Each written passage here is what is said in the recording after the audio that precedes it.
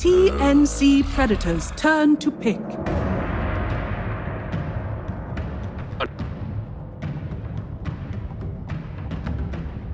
TNC Predators turn. Life Stealer.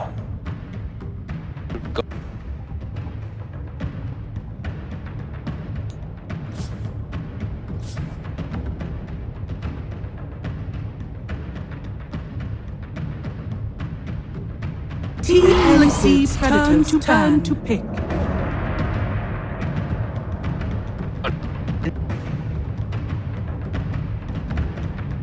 TNC Predators turn. Life Stealer.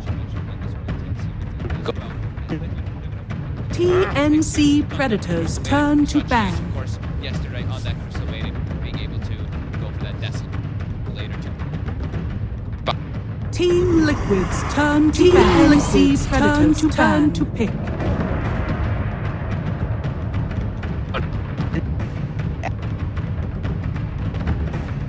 TNC Predators turn. Life Stealer.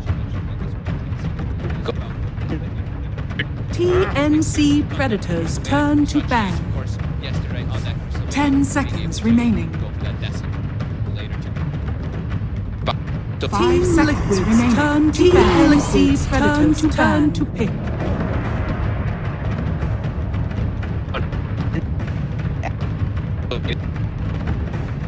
TNC Predators.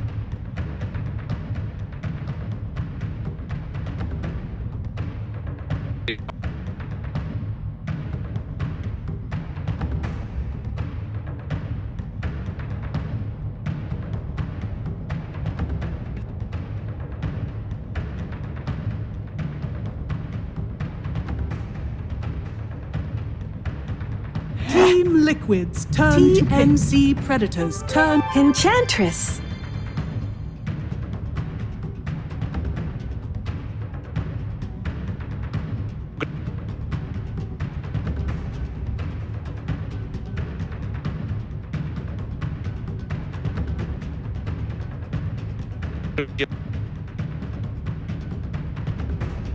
Ten seconds remaining. 5 seconds remaining.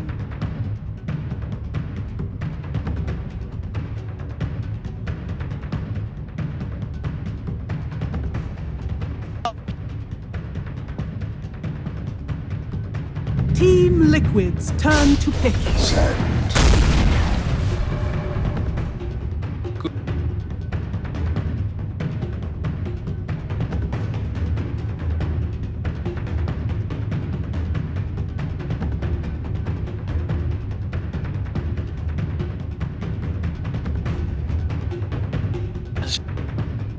10 seconds remaining.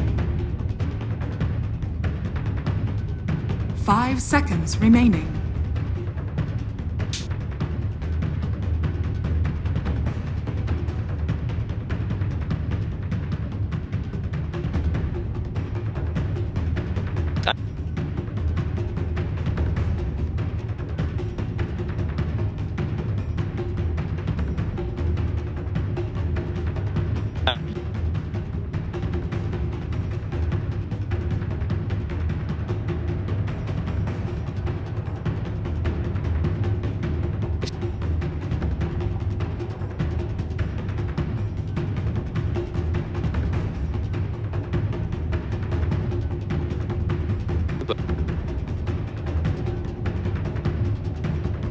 TNC Predators turn. Storm Spirit. No.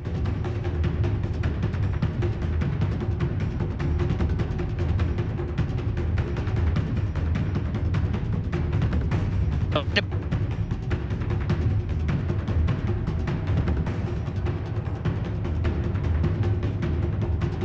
10 seconds remaining. 5 seconds remaining.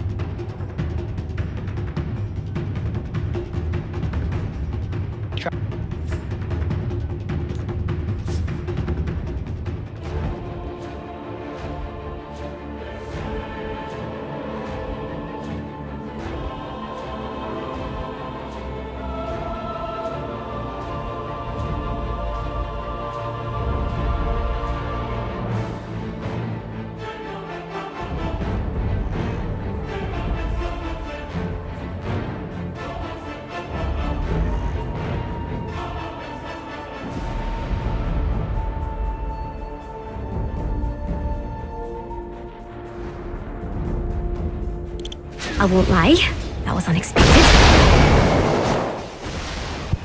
Meanwhile, Poppy has now got a 4-strong army. Double Saturn, Harpy, 1 Centaur. Yep. Radiant's Saw a middle Centaur tower last is fight under being super attack. useful. When you have a Radiant strong slow, structures such are as the Viper fortified. Strike, it's very easy to land that.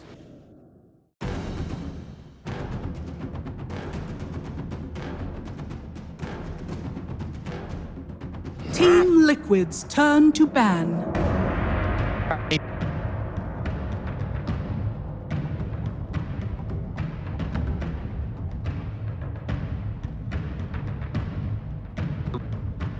Attack speed and stuff. Yeah, he did. I think Shaker. I like Tiny. Shaker and Tiny both separate. Because maybe they just banned it. They have got that one ban left. Yeah. It's a Tiny. Okay. I think that's the safer one. 10 There was seconds TNT. remaining. That says you he knows. He's saying So he definitely knows. He knows. This is one of those that's solution. 5 seconds remaining. And it's also pretty decent versus the It's pretty good versus I think you good can, versus you both. can absolutely still. Yep. But maybe you said they pick that and then they ban the mid point. And then Yeah, just in deal with case. those second match. Sure. Now it's where Liquid's probably like, okay, we're just gonna put stuff. And then they just make traditional campaign. That's another possibility. They won't be able to see the rhythm determined now because they have Liquid. TNC Predators turn to ban. Things they want to be able to match up here. So TNC, the other thing that they can do, which I've seen them do both games when they did have that Chen, they like to move their lanes, right? They show one lane and then they divine favor to bring the other hero elsewhere, and then they go to those musical lanes and outplay your opponents since you only have that one TP covers. And they're clocking a bit. 10 seconds remaining. So just what were you think they were looking for Tim? 5 seconds remaining.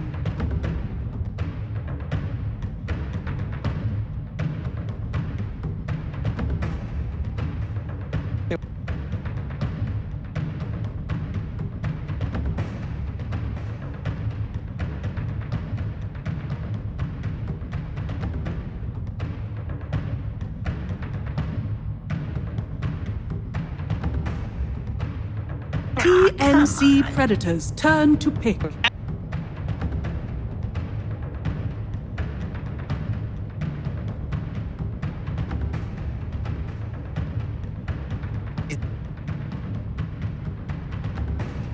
Team Liquid's turn to pick. Sky Wrath Mage.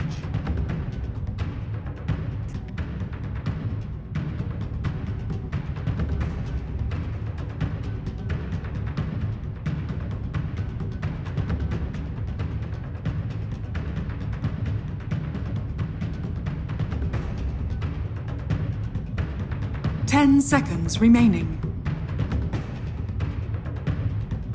5 seconds remaining.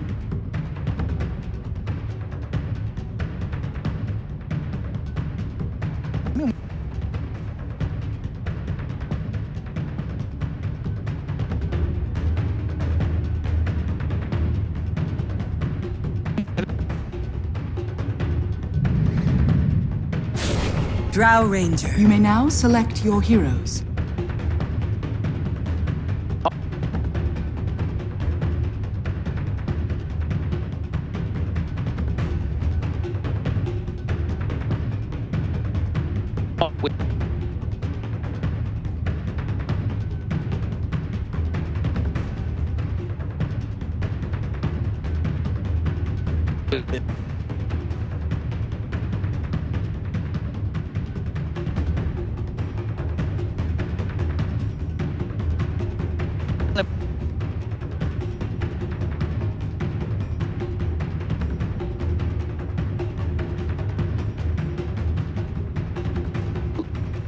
Ten seconds remaining.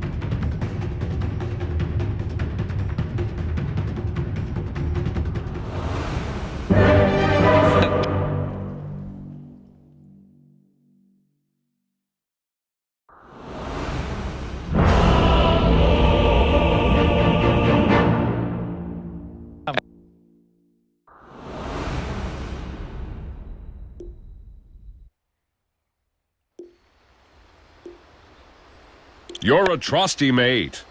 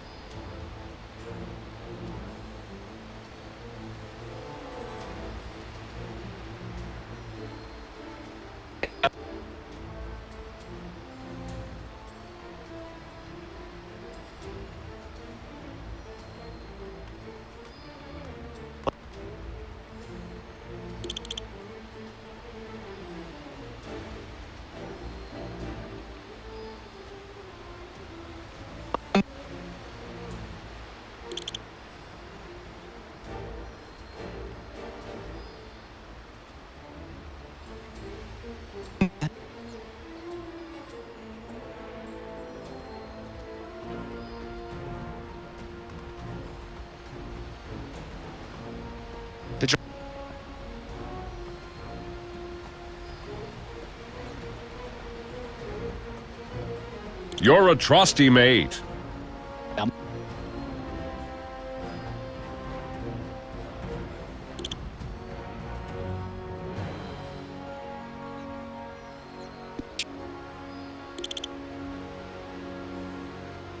You're a trusty mate.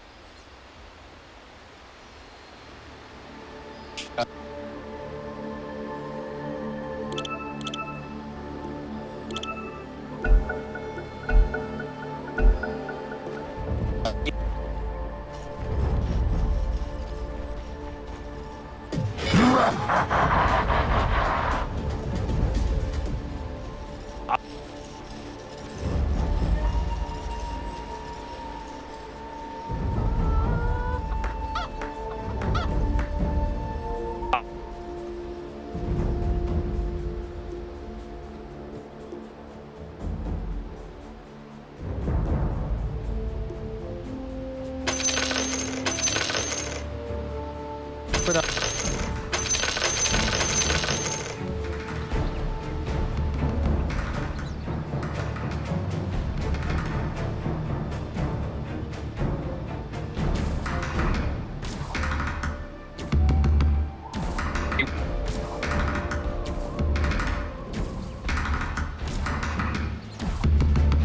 Thirty seconds to battle.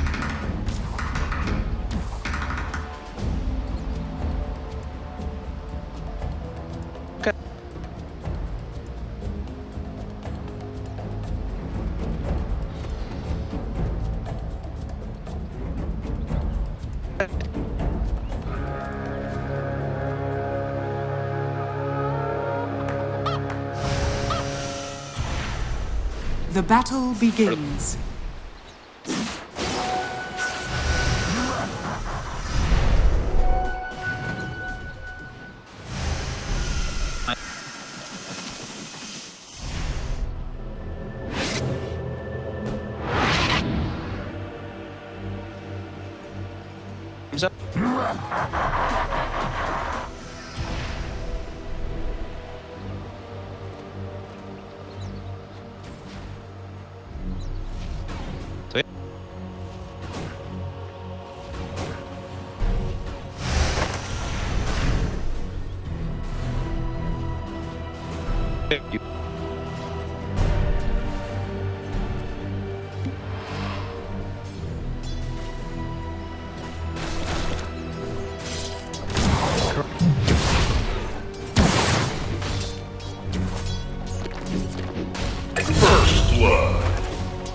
First blood! And it's already icing over!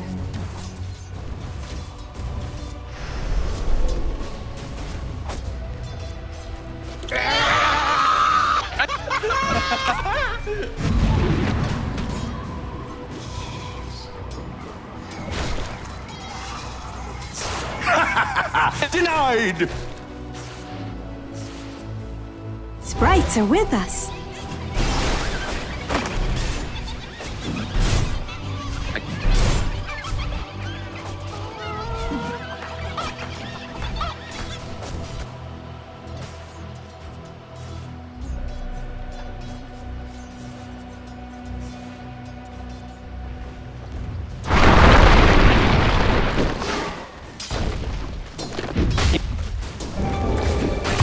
leaves for a deathbed. Here's a carbon footprint for you. Wings of light, carry me home.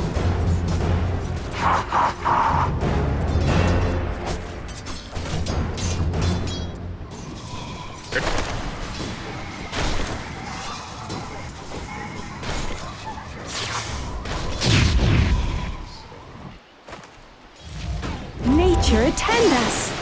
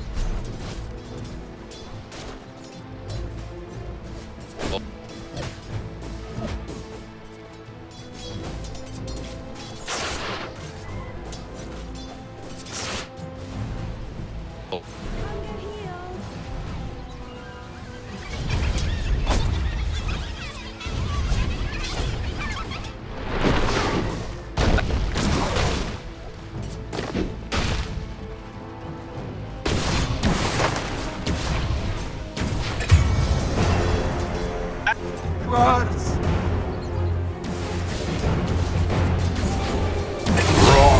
Ding, ding, ding, We hardly knew you. Just as well. Ding, ding, ding, mother.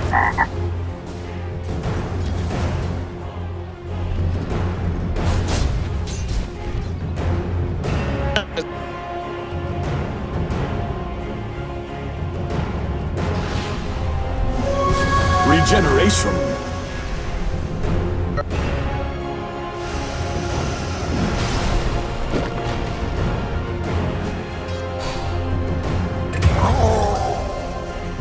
Found unworthy.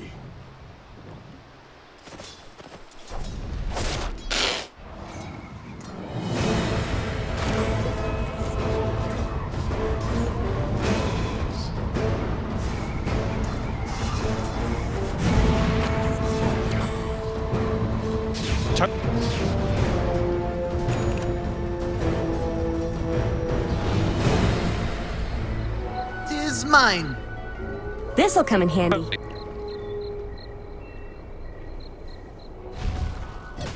I die.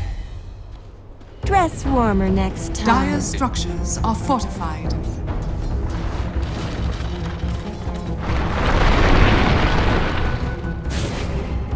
Radiant's middle tower is under attack.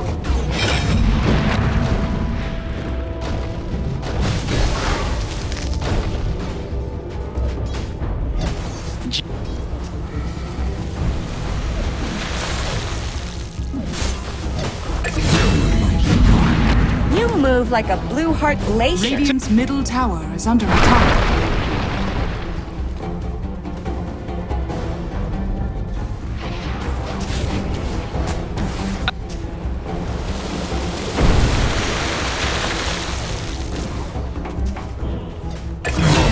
Invisibility. Blood from a stone. I can't see your breath anymore.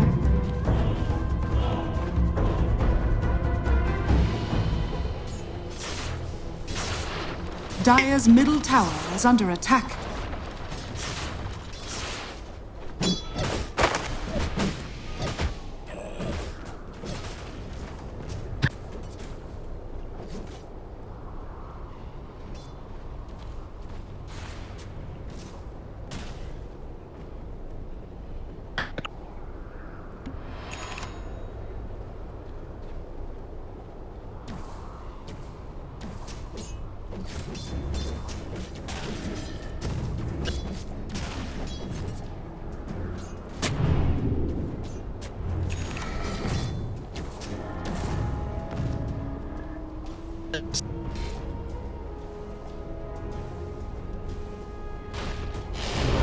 Radiant's middle tower is under attack.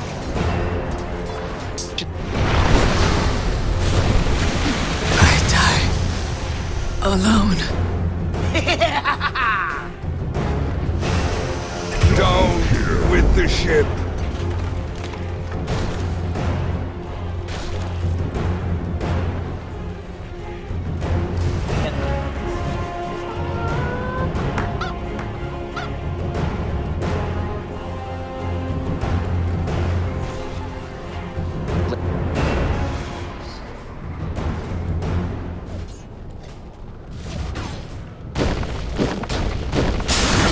I'm over here. I hope. Radiant's top tower is under attack. Told you a storm was coming.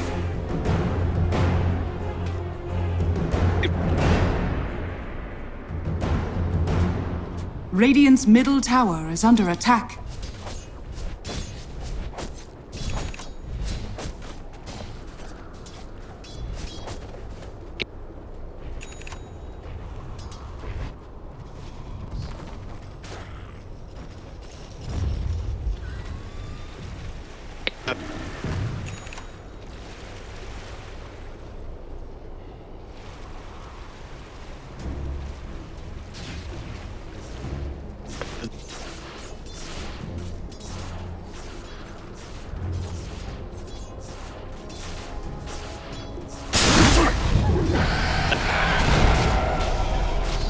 I blew it. Dane, mother. Swept them away.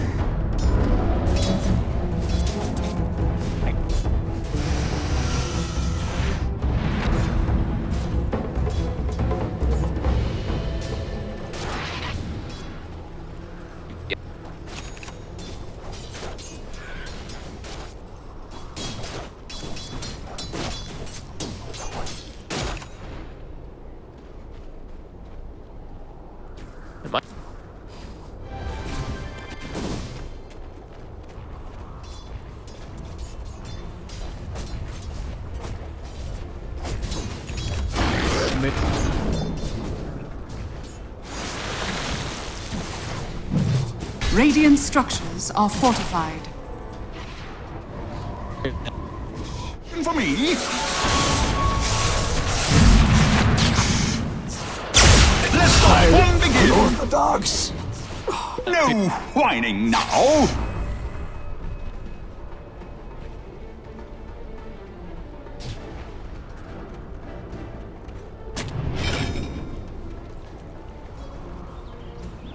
I'll take your tribute. What have we here?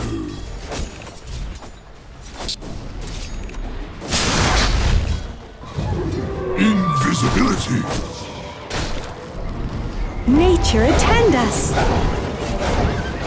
Dire's top tower is under attack.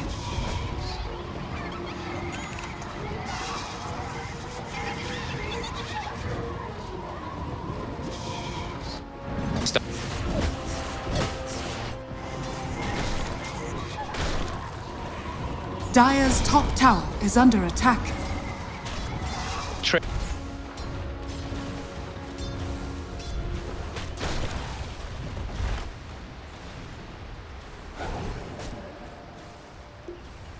Dire's structures are fortified.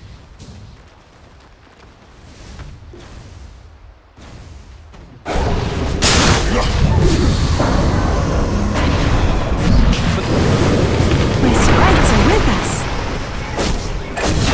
Dire's top tower is under You attack. okay? Men are. Radiant's middle tower is under attack.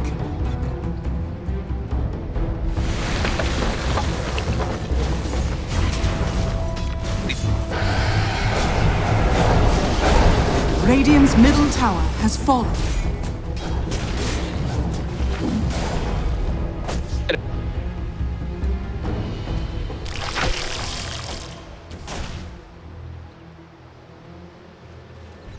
Dire's middle tower is under attack.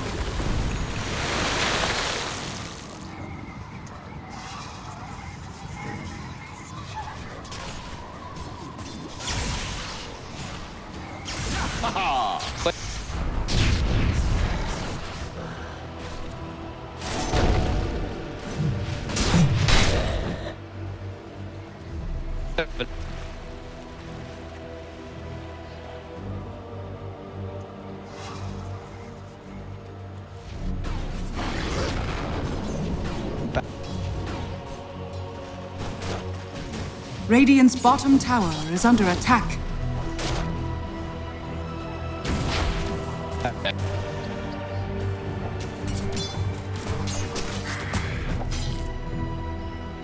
Radiant are scanning.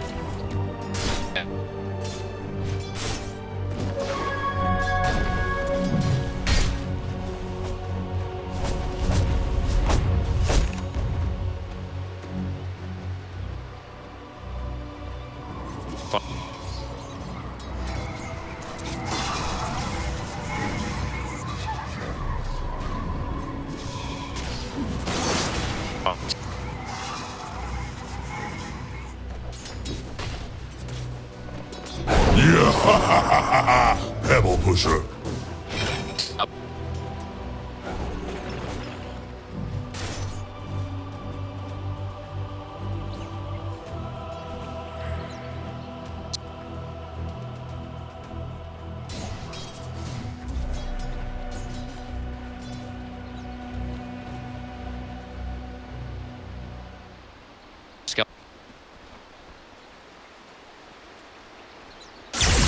Zap.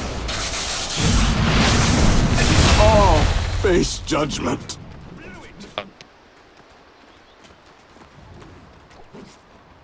Radiant's top tower is under attack.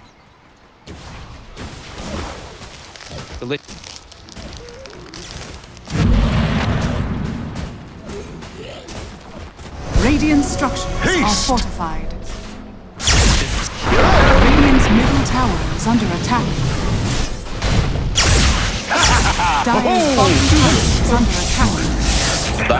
Radiant's top tower is under attack.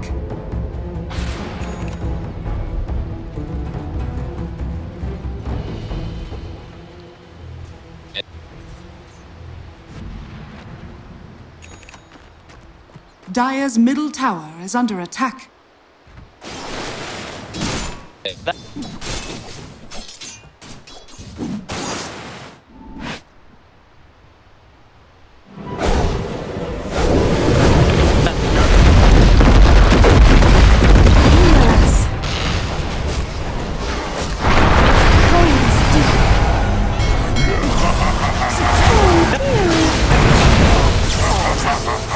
Low at the floor.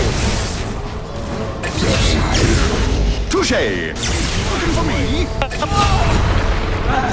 Killing spree. Triple kill. Crushed you. Ding, ding, ding, mother. Dire are scanning.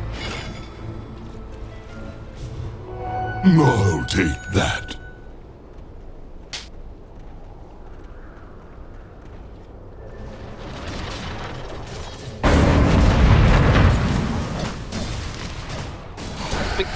A healing hand.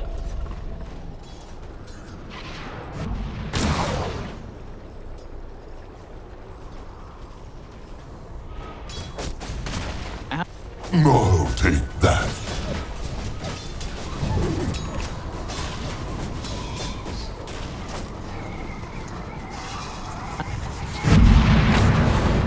Dire's bottom tower is under attack. Dire's structures are fortified.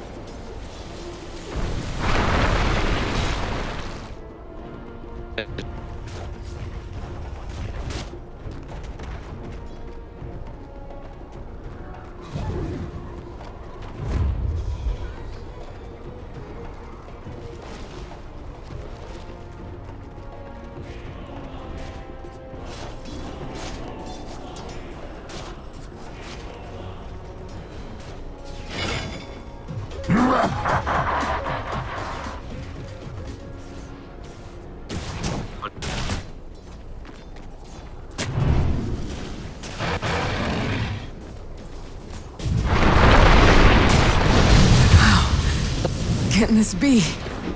Where are you All going? I do in her name. Come on, Sprites.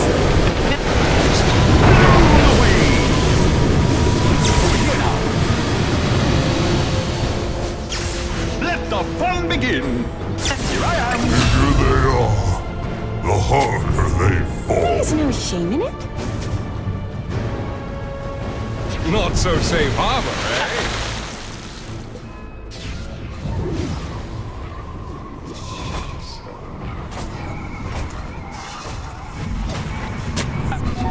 Haste. Dire's middle tower is under attack. Come get healed.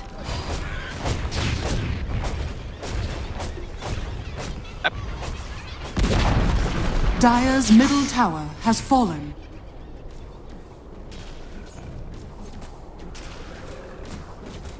Do you have...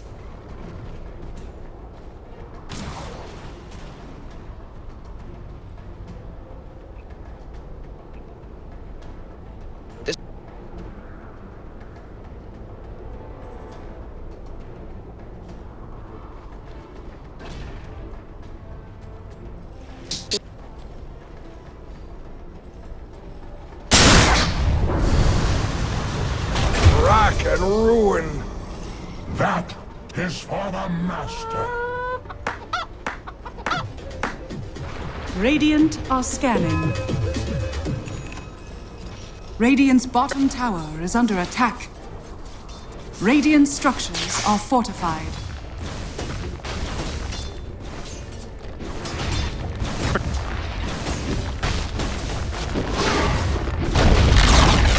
Radiant's bottom tower has fallen. Ha ha!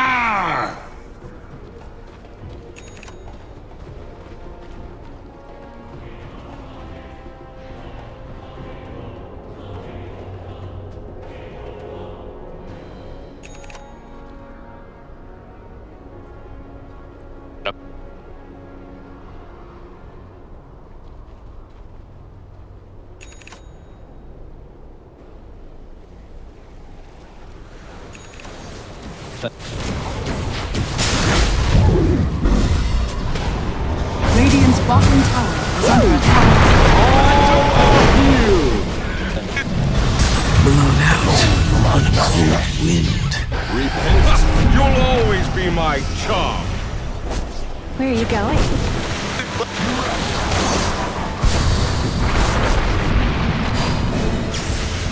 Now over here.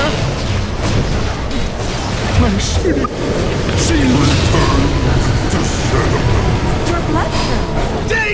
Dane, mother.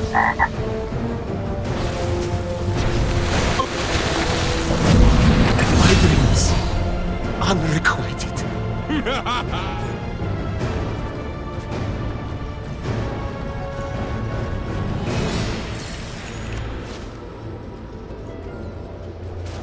Gotcha.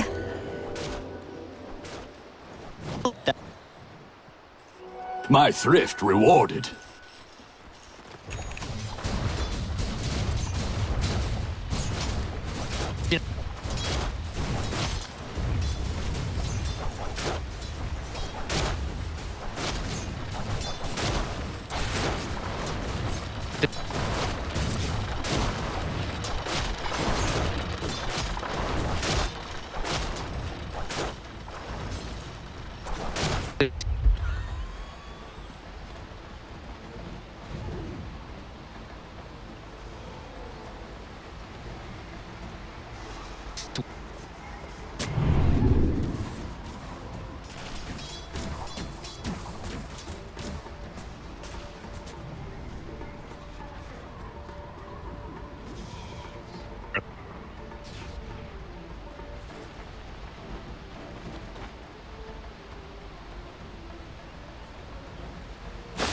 Radiant's bottom tower is under attack. Whoa, what I missed? Blew the man down. Dire's top tower is under attack. Illusion. Radiant's bottom tower is under attack.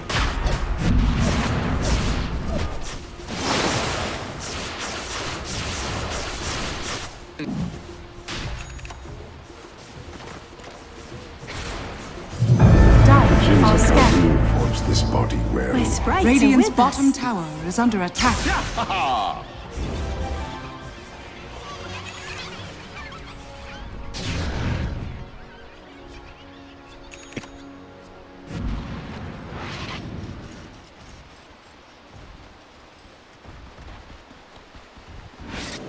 Oh, thank God.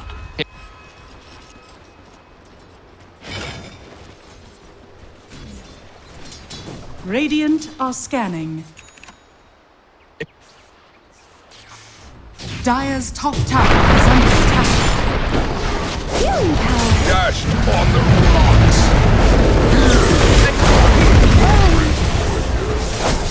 Where's the party?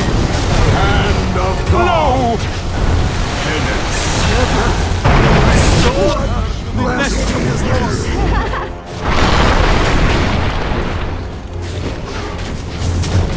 Foundling's life is all a gift. Finish it. Radiant's middle tower is under attack. Tide. Radiant structures are fortified.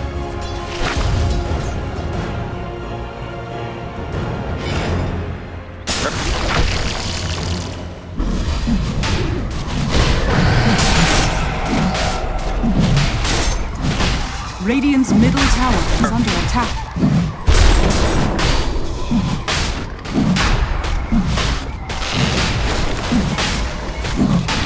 Dire's top tower is under attack.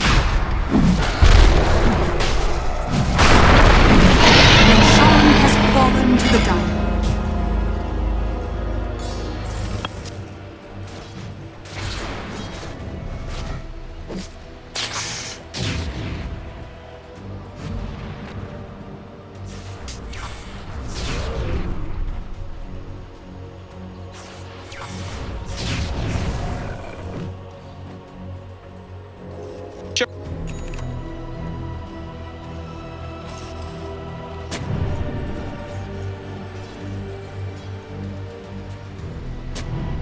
Not bad.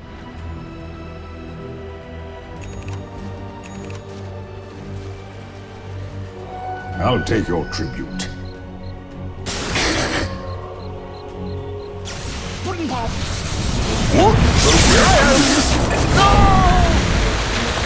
you are.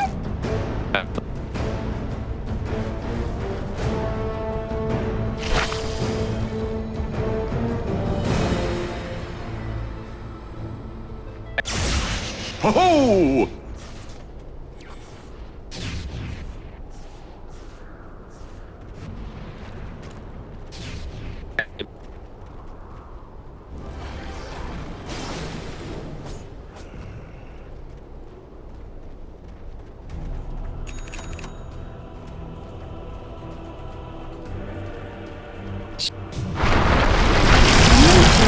Lost my seal. Of God. Touché. I meet my maker. X. Oh, stop.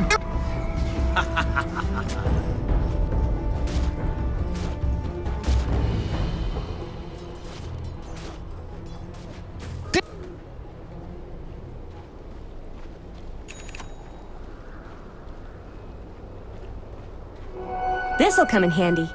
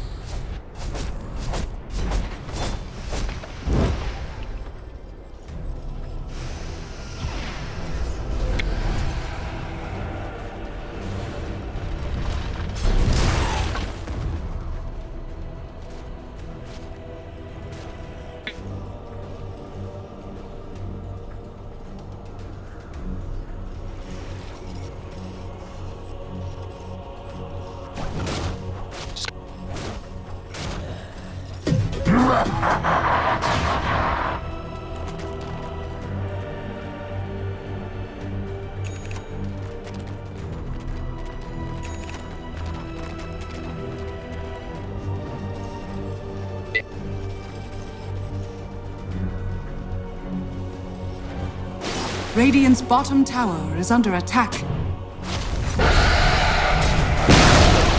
Radiant's bottom tower has fallen.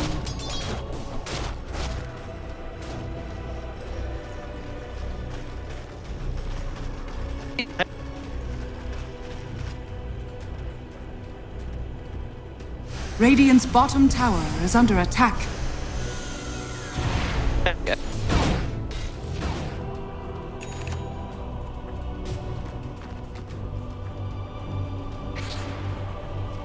Dire's top tower is under attack. Radiant's middle tower is under attack.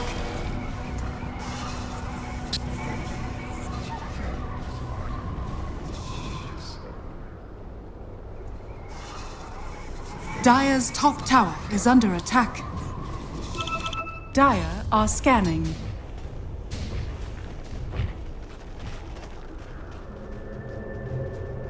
Radiant's middle tower is under attack. Radiant's middle tower has fallen. Speed! Away! Steamers.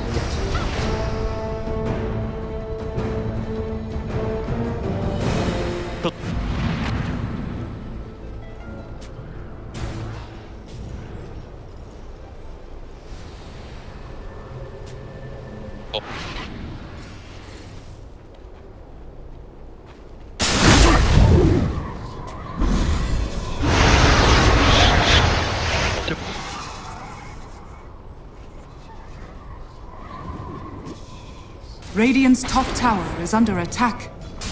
Radiant structures are fortified.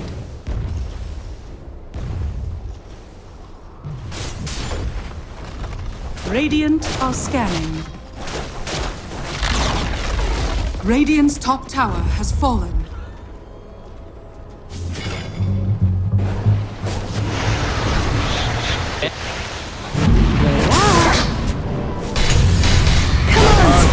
Radiant's top tower is under attack.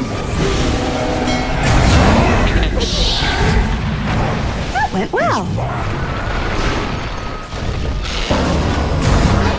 Radiant's top tower is under attack.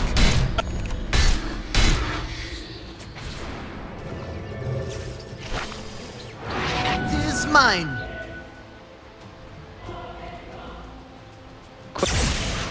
Over here now. Over here. Ah, stupendous.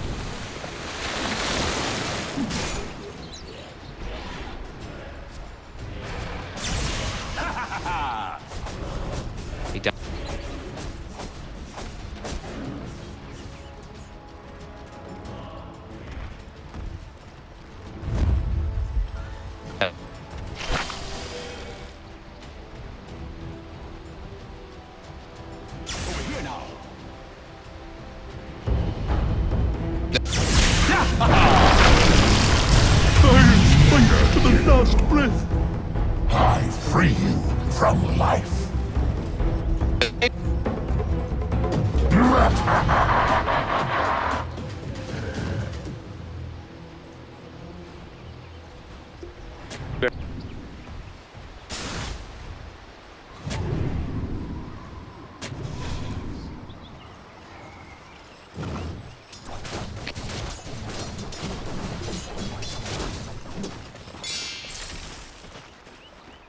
Dire's structures are fortified.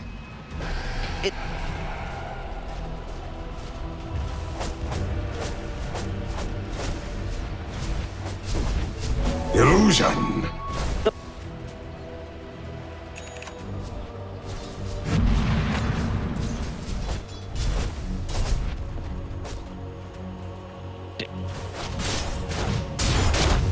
Radiant's top tower is under attack.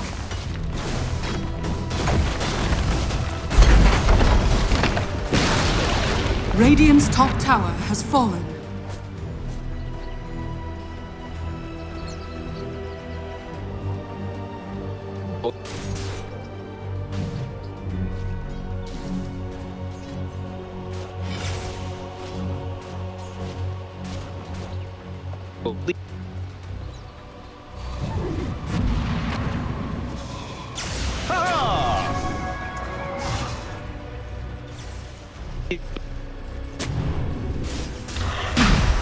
Radiant's top tower is under attack.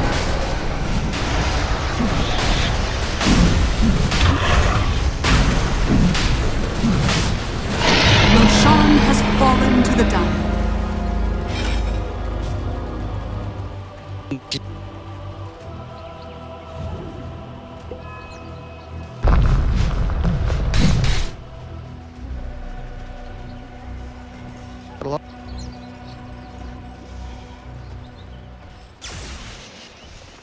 Zap.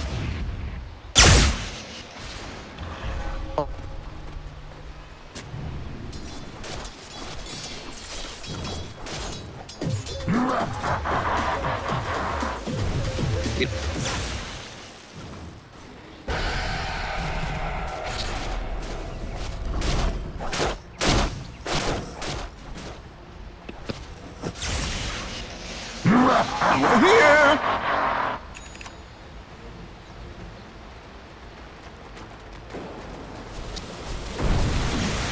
Over here now.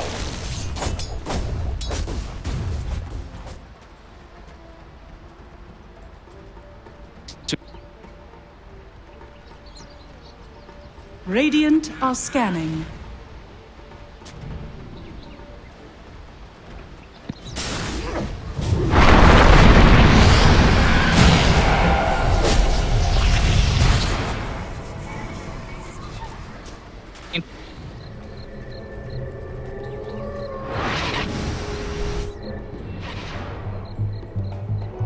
I'll take your tribute.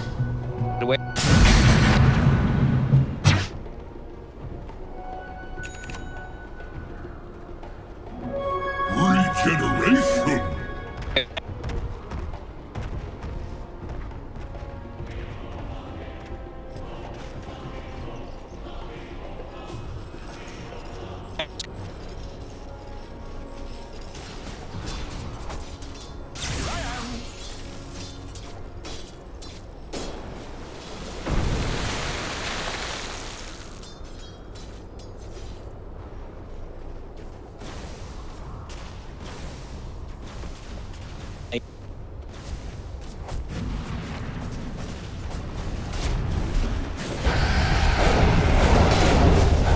Healing power.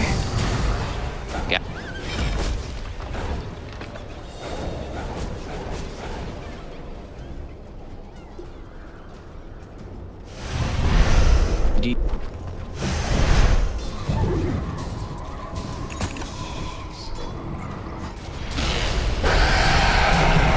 Radiant's top tower is under attack.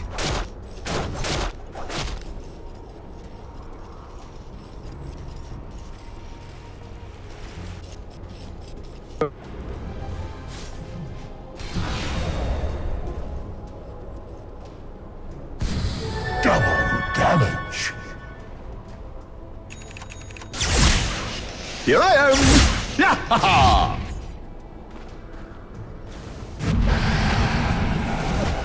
Radiant structures are fortified.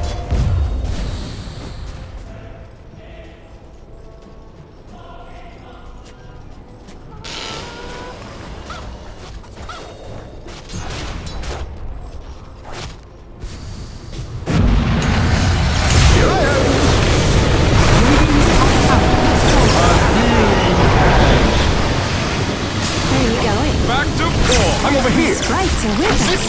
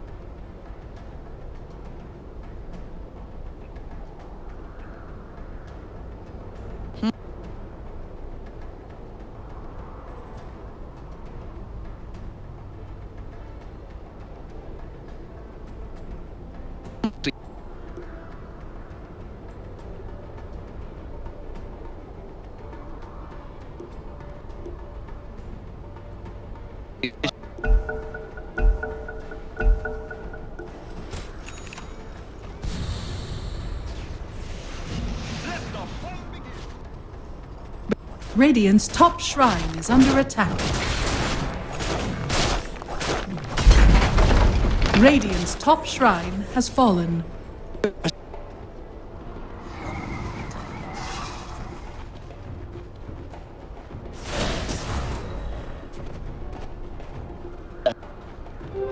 Invisibility.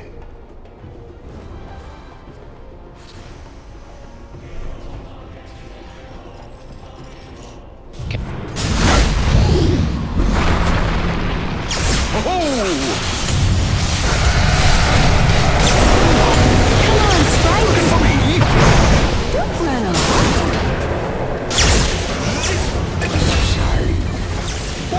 You had your warning! Stop!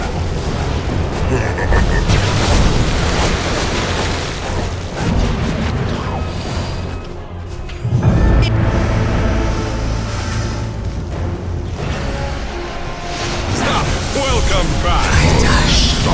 Dire's bottom tower is under attack.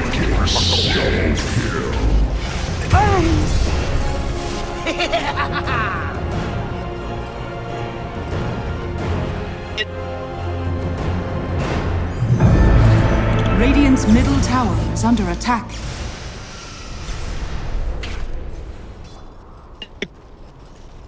Dire's bottom tower is under attack.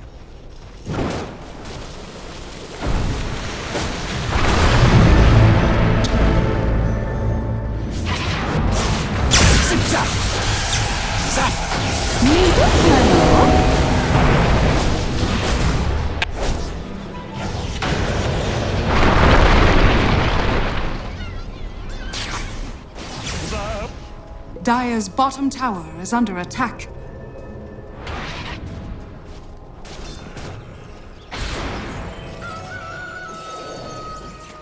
My thrift rewarded. Tis mine.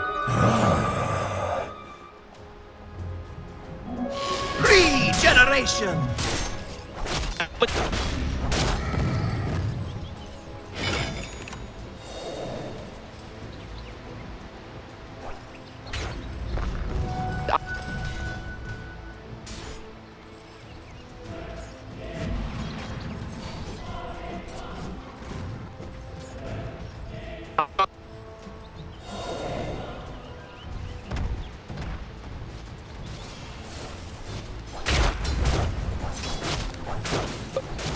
Dire are scanning.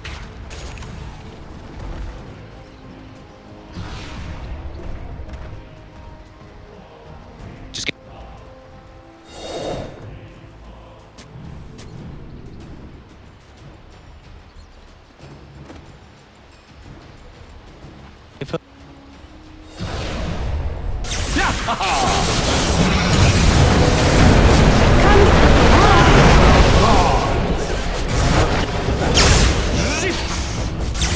Over here!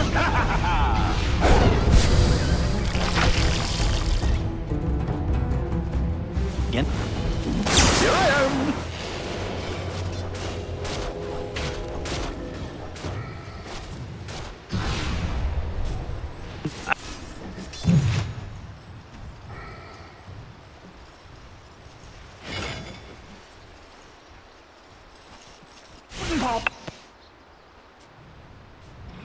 Radiant's bottom shrine is under attack.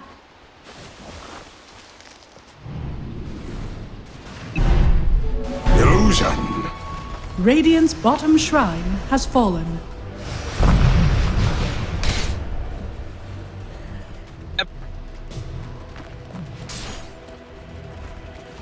Radiant's middle tower is under attack. sure.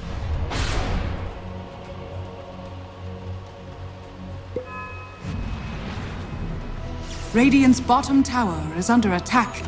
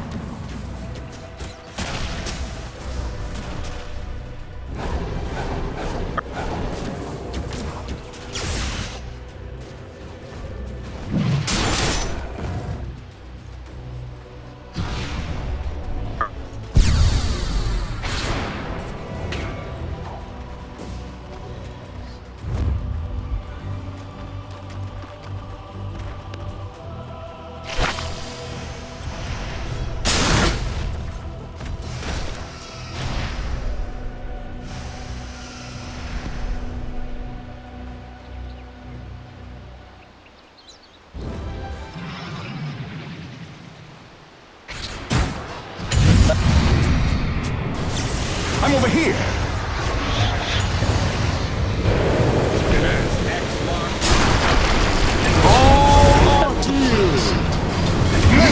Monster kill! Where are you going? Dang, mother!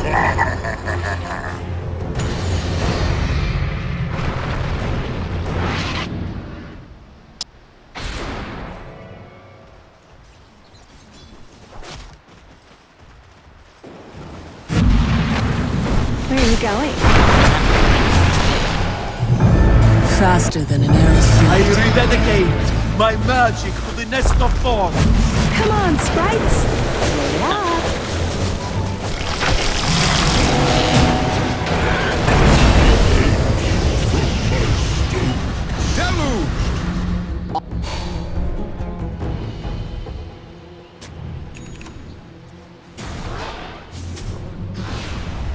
Not so safe harbor, eh? Don't run off. I soared so briefly.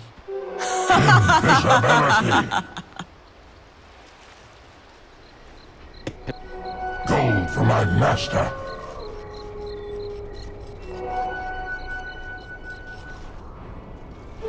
Double damage.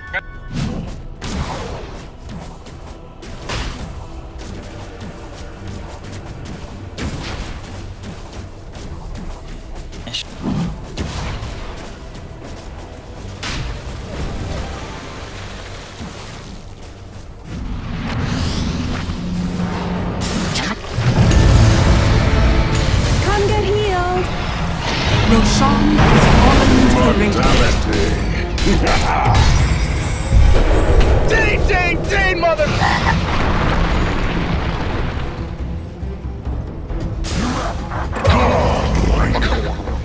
Your life stolen.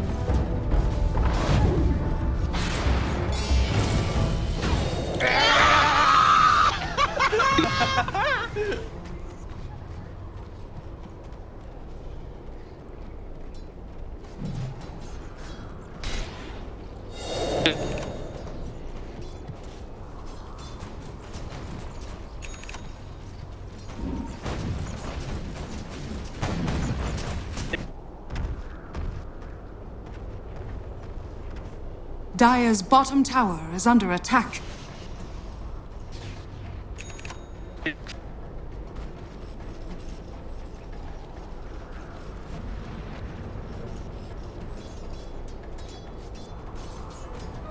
Stonefall.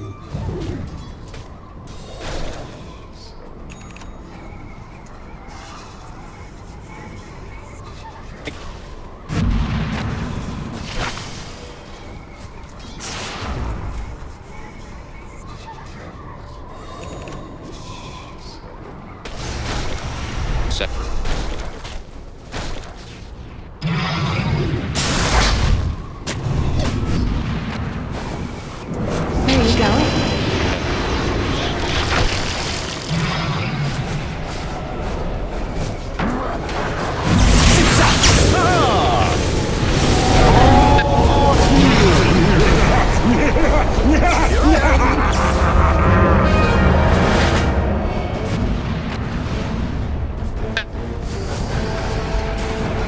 Radiant's top barracks has fallen.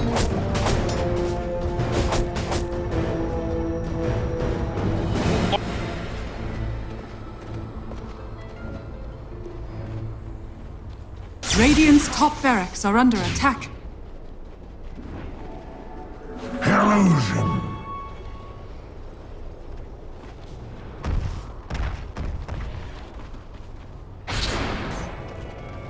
They do.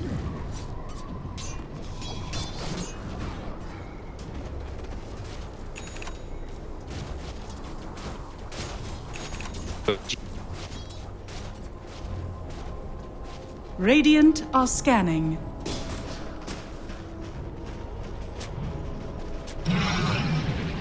So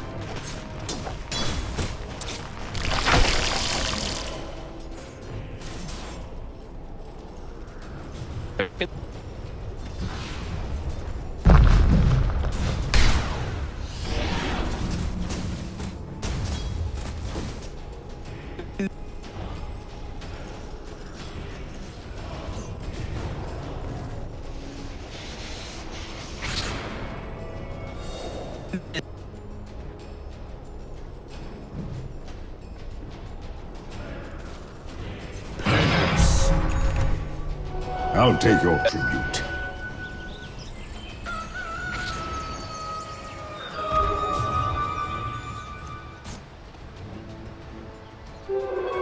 Invisibility.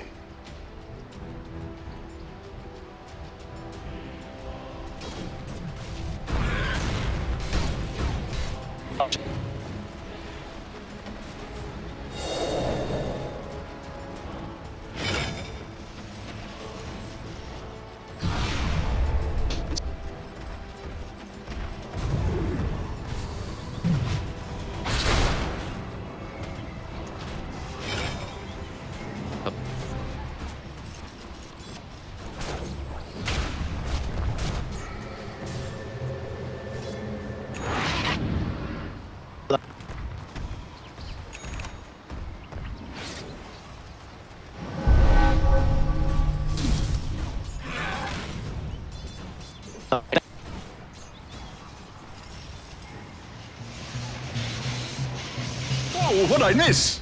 Back to port.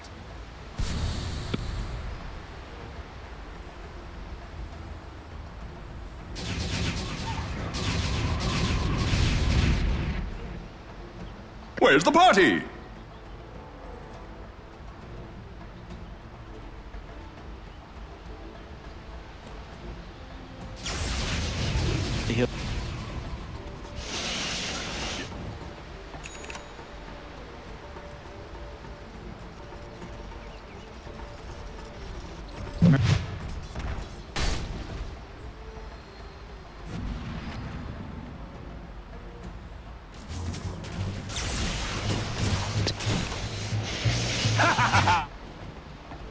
Illusion.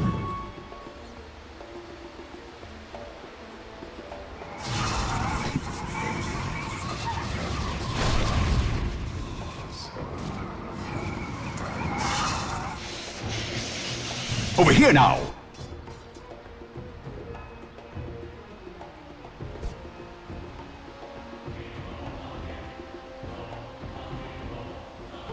Double damage.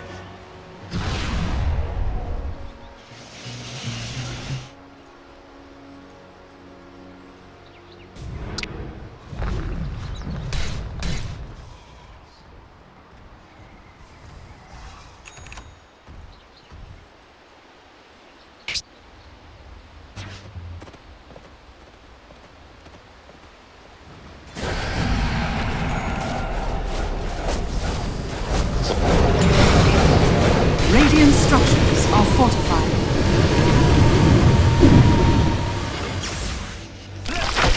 I'm over here.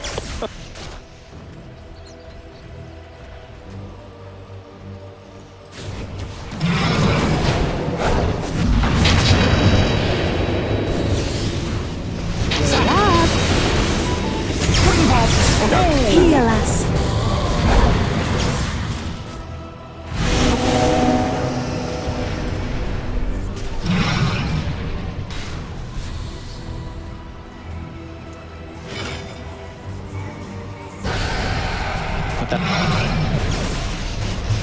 Over here now. Radiant's top Here tower I am. has fallen. Lights out. Rocks in your head.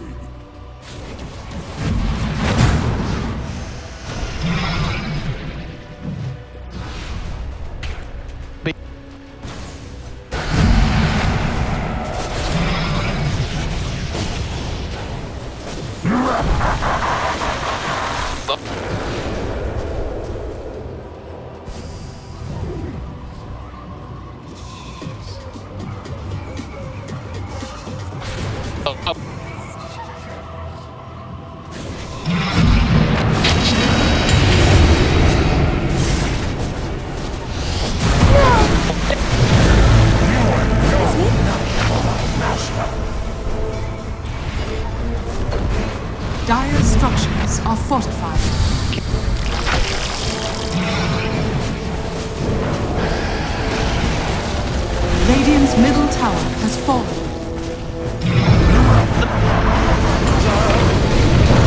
Over here now.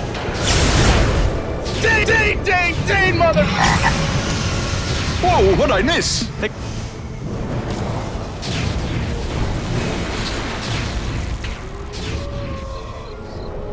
Radiant's middle barracks are under attack.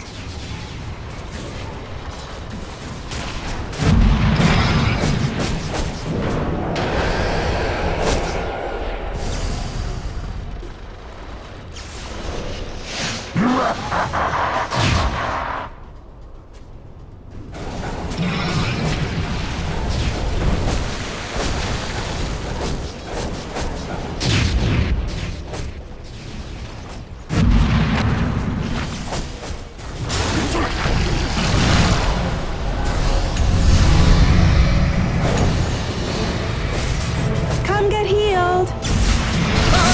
Radiant's middle barracks has fallen. Now that was a fail for us.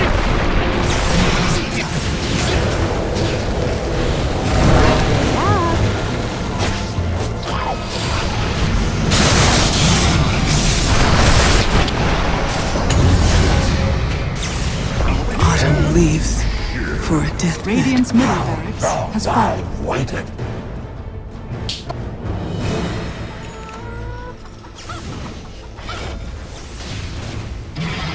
Radiant's bottom tower is under attack. Radiant's bottom tower has fallen.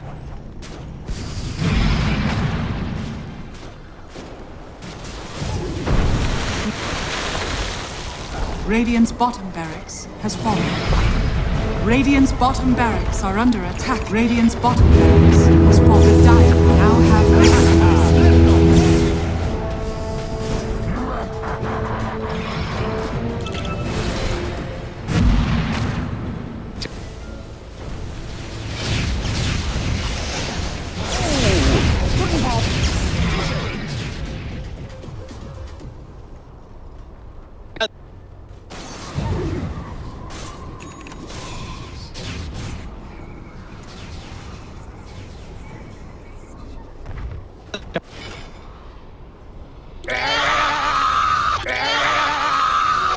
My thrift rewarded.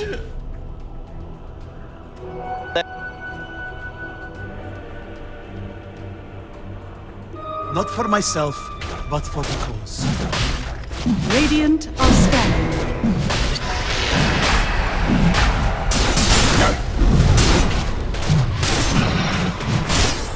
Penance.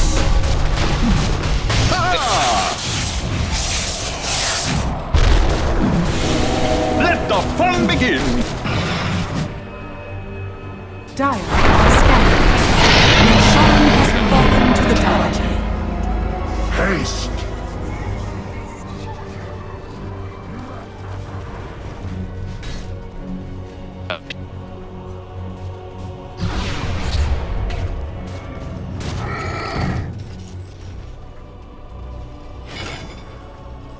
You get.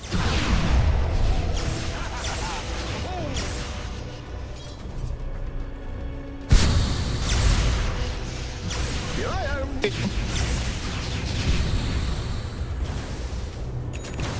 Radiant's middle tower is under attack.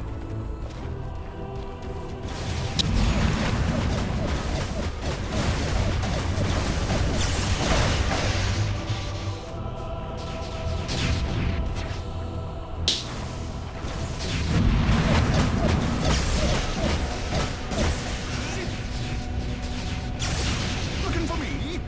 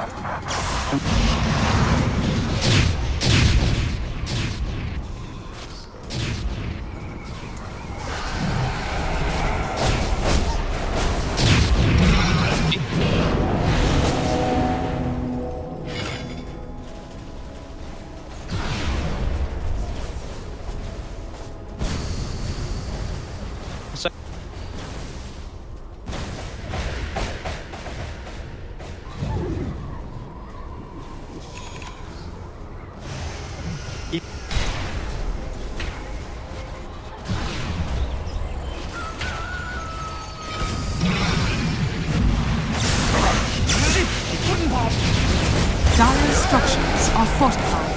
Hand of God.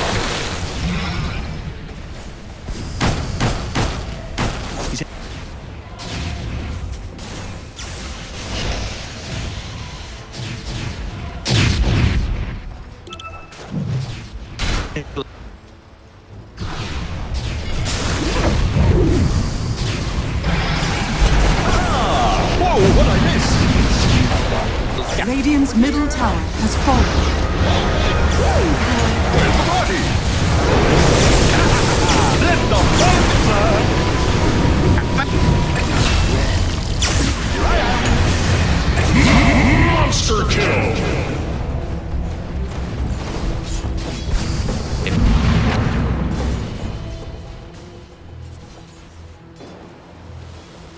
Zip zap.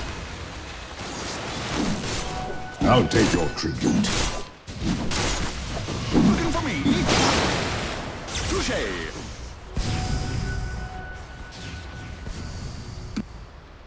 Illusion. I'm over here.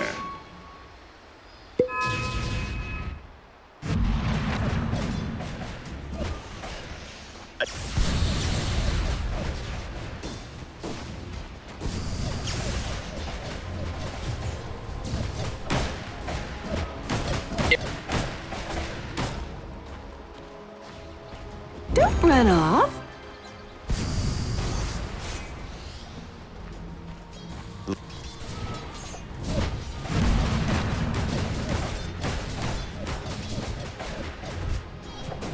Radiant are scanning.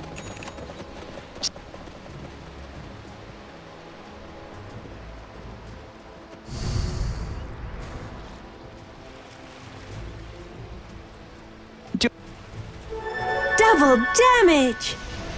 Zap.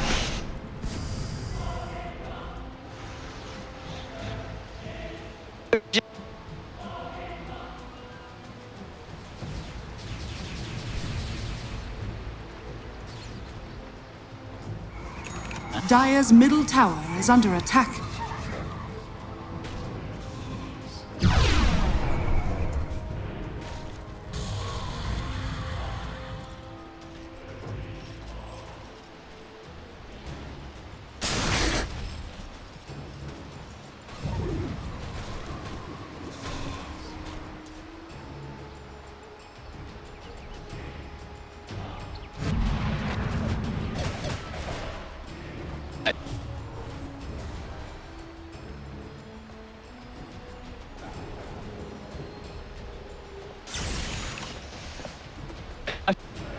Here I am.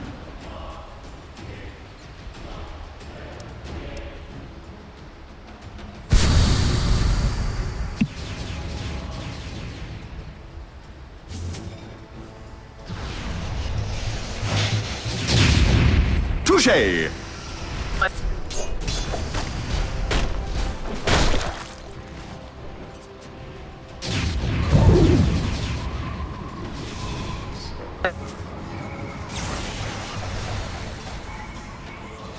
Pudding pop.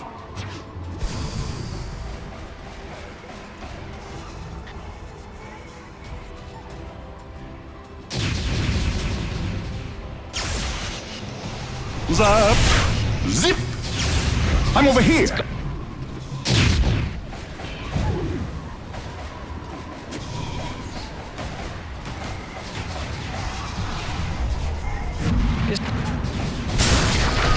I've been wanting this.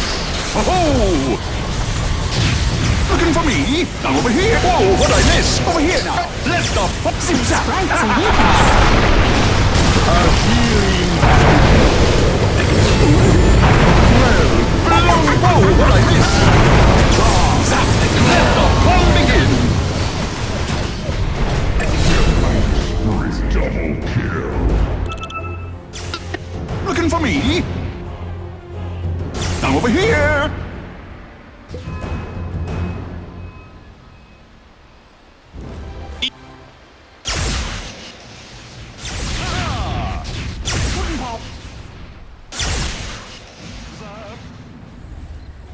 I'll take that.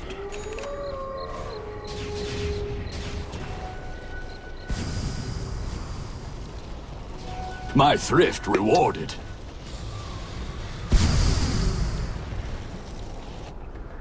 Field in the midst of it all, the big Hey, you they can get go. Miracle, the two-man vortex, he's Repent. open down the God. main. They've got Gabby, they're going to look towards Cuckoo, they'll get Cuckoo as well. It's a double kill for GH as Liquid are holding.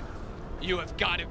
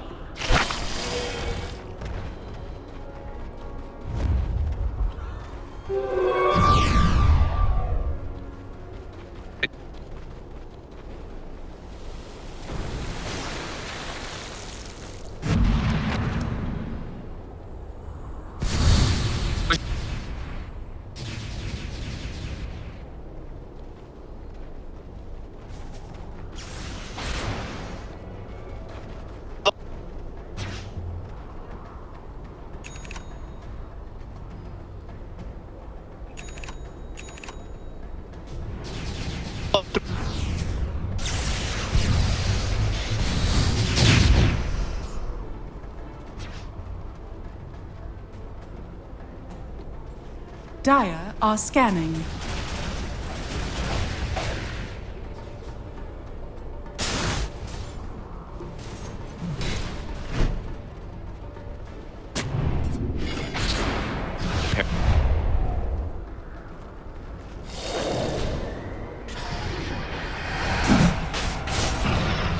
Repent.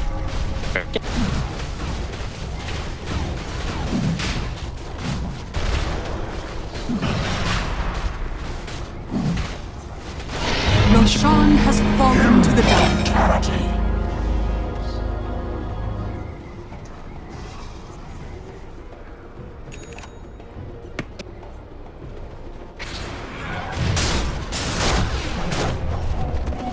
Haste.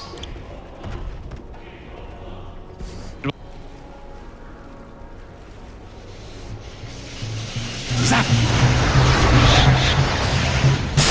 Double damage!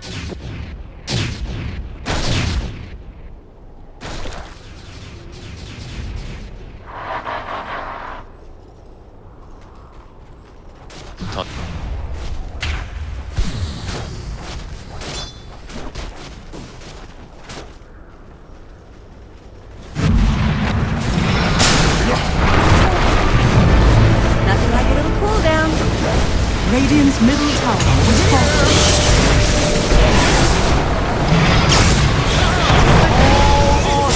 Looking for me?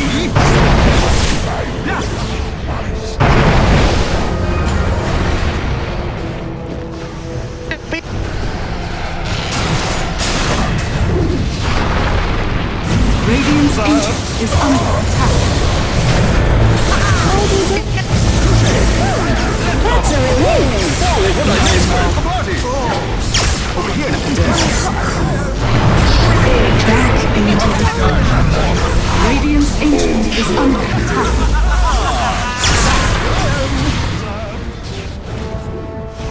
Radiant structures are fortified. Radiant's ancient is under attack. Dire structures are fortified. Where's the blood? Radiant's ancient is under attack. Let the fun begin.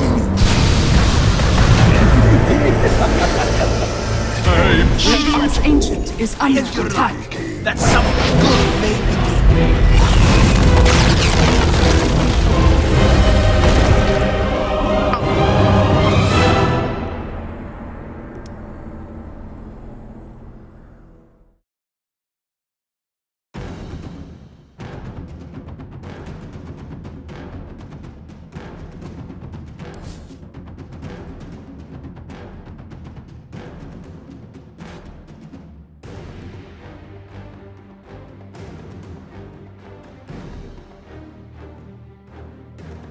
gotta be kidding me right now. Miracles get...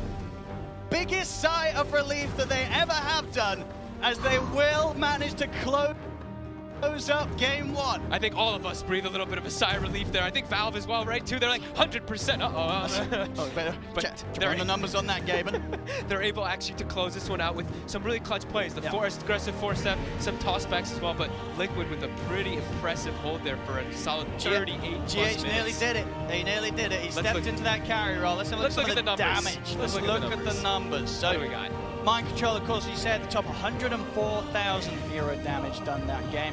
And as you said, the heals from AU, 48,000 heals. Oh, that, I think that's the highest I've ever seen. 48,000? Look at some of this damage received. Gabby, 204k with all of these pushes and ins and outs that he went for.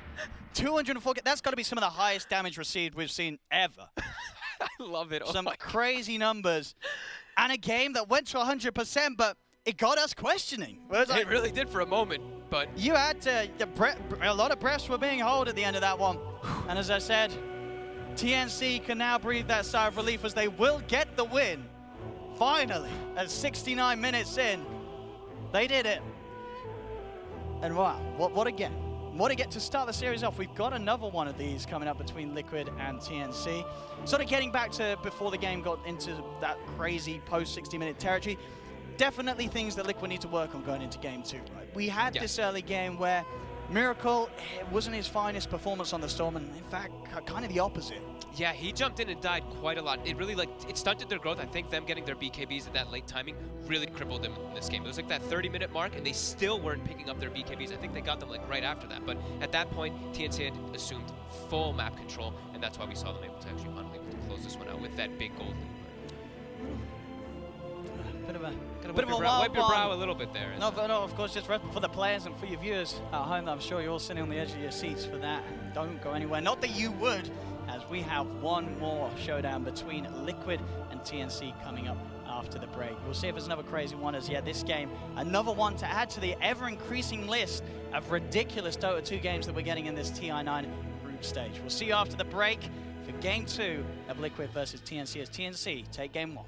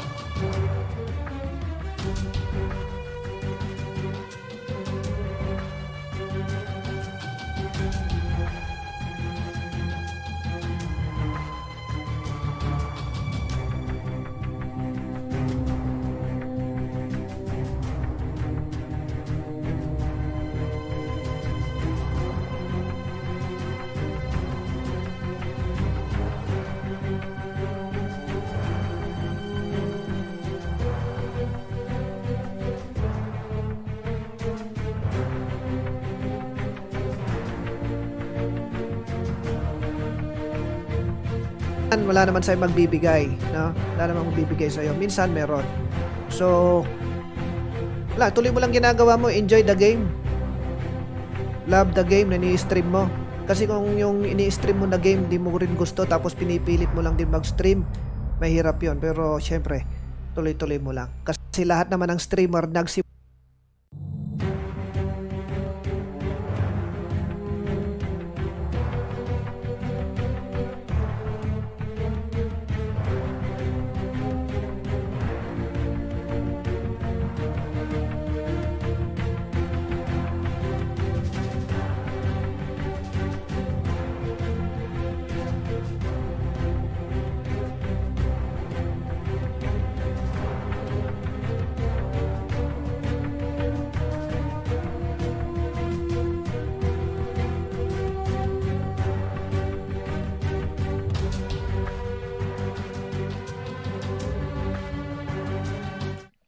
Welcome back, ladies and gentlemen, to the TI9 group stage. Jody Pixel and Fogged here, and we are halfway through TNC and Liquid. TNC taking game one. Took them a long time, 69 minutes.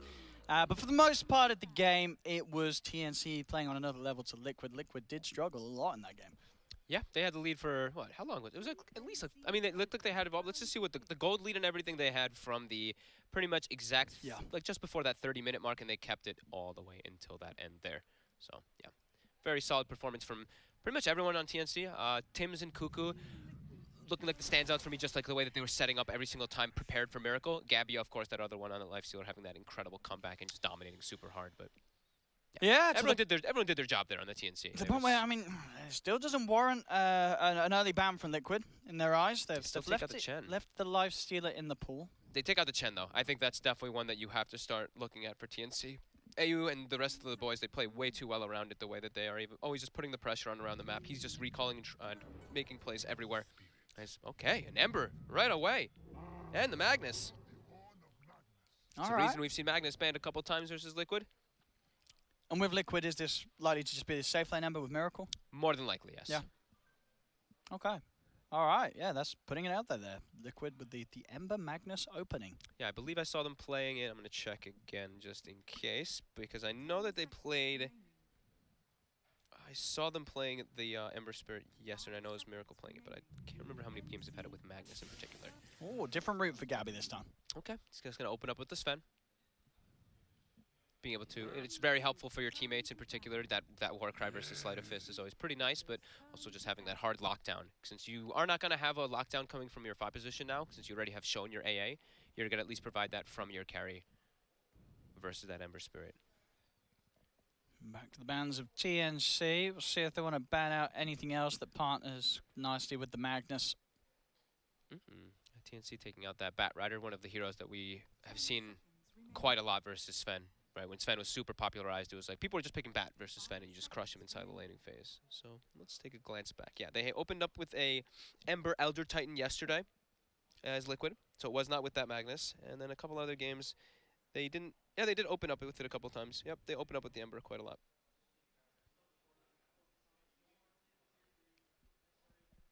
Yeah, they really changed it up. They opened up with a lot of different heroes here throughout the tournament.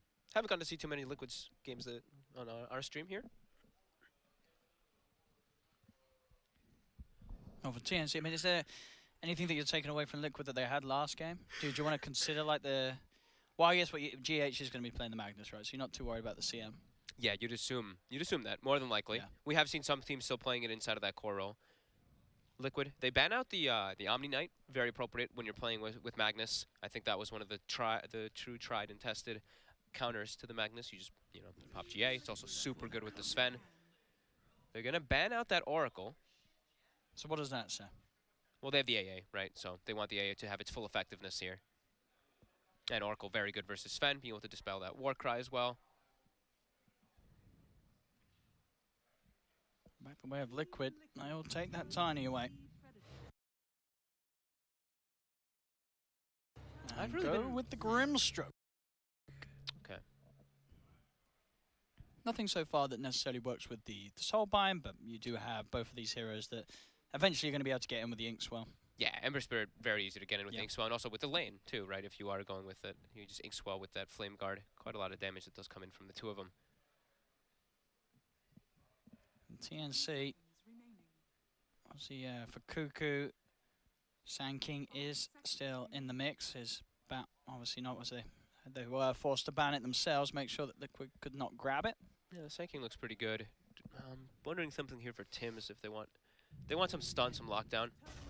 It's gonna be the Earth Shaker. I was wondering if it was gonna be the Earth Spirit or the Earth Shaker in this one, but it is gonna be that Shaker. I think also this. I mean, okay. I guess it's also still a flex pick, right? So it's still Tim's or Cuckoo. I've even seen a couple mid shakers, so keeping it open for themselves there, and just making sure, prioritizing. They see an Ember in the first two. Make sure you have lockdown to lock down that Ember for the majority of the game. So our Shaker will always provide that. And for Liquid, do you think so the Ember empowered is enough, or are they still looking for their second core to be someone that really benefits from the buff? I think they could still look for something like a Wind Ranger for Weeweeha. It's definitely a possibility. Ooh. And go for this Enigma here. Enigma. We haven't seen too much Enigmas. Wow. So Magnus or Enigma, which one's core, right? The one of them is going to have to be positioned as a core hero.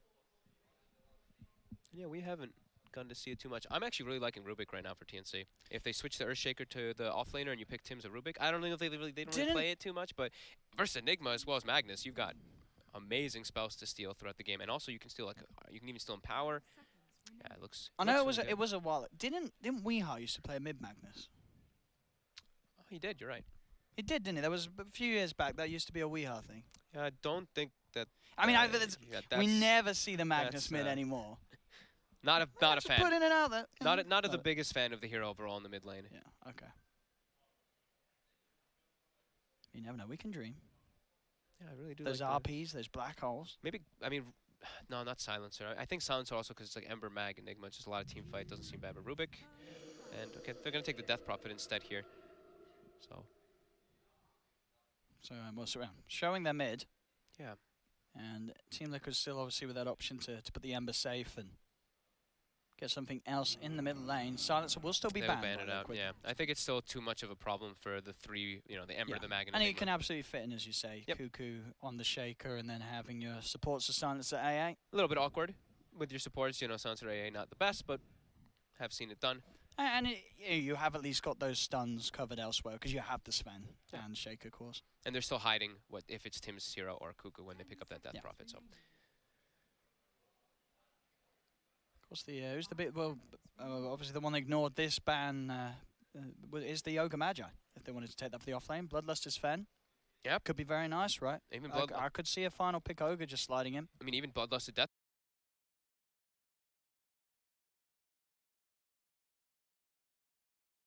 Prophet's pretty solid too. Yeah. Like it's not the attack speed, of course. The attack speed is pretty whatever, but the movement speed quite nice. Final ban from TNC. We'll see what sort of a read they get on Liquids. If they do imagine it is going to be Weeha's hero left to pick, and yeah, they'll ban the Weeha TA. For their final pick, we'll see Tim's Cuckoo, who's playing the Shaker, who's playing this one. As I said, Ogre's still there. Something they were picking first pick a lot. And that all the other very strong that off lane. Slipped all the way through. Whoa. There's a lot of magic damage coming out from the safe lane.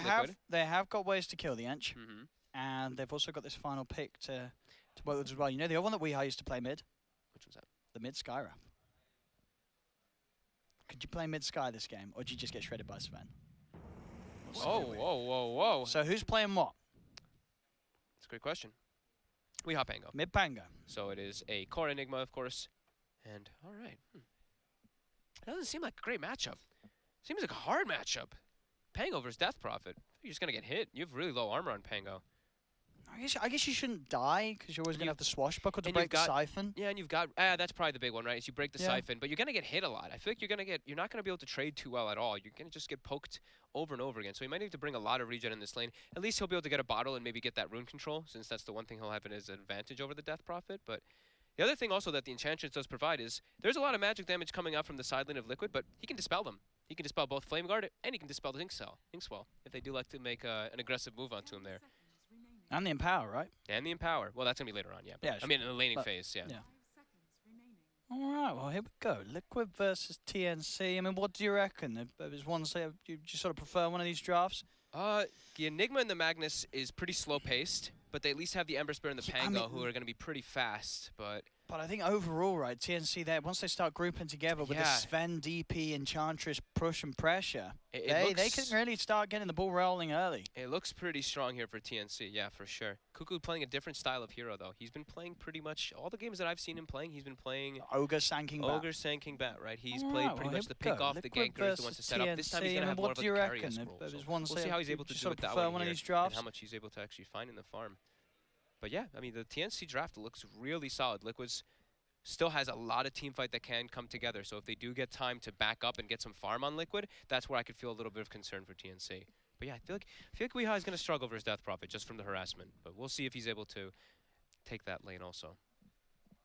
Because if he does have a good opening and can get a quick timing on the Javelin, these heroes like AA, Shaker, and Ench, they take a lot of damage from those procs early on. You see Tim's there, level 14. So many games on his Shaker. And what have we got here? The GH Magnus probably got quite a few games on that one as well. Yep. And yeah, quite a few more. 265 to 214 on the win-loss. Wow. I mean, he used to play a lot of core Magnus, right? GH back in the day when he was like getting that 8K when he wasn't actually on Liquid or anything. He was a big Magnus spammer. Well, let's see. As we said, I think definitely the pressure on Liquid to step up their performance after game one. Yep.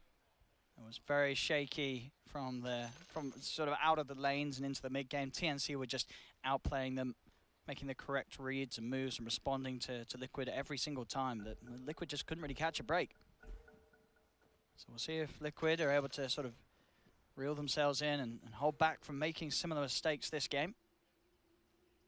Because the threat's definitely going to be here earlier on from TNC. If those mistakes are made from Liquid, TNC will start to band up and push together pretty ferociously. Yeah, they have, like you said, very strong push, and how's their deep? I mean, they do have deep push at least on Liquid. So they'd have the Grim Stroke, they have the Stroke of Fate, they have the Magnus Shockwave that they'll be able to set up to at least like aggro off the creeps and be able to slow that push down. But yeah, it does seem like a really strong group lineup that does come out for TNC for sure.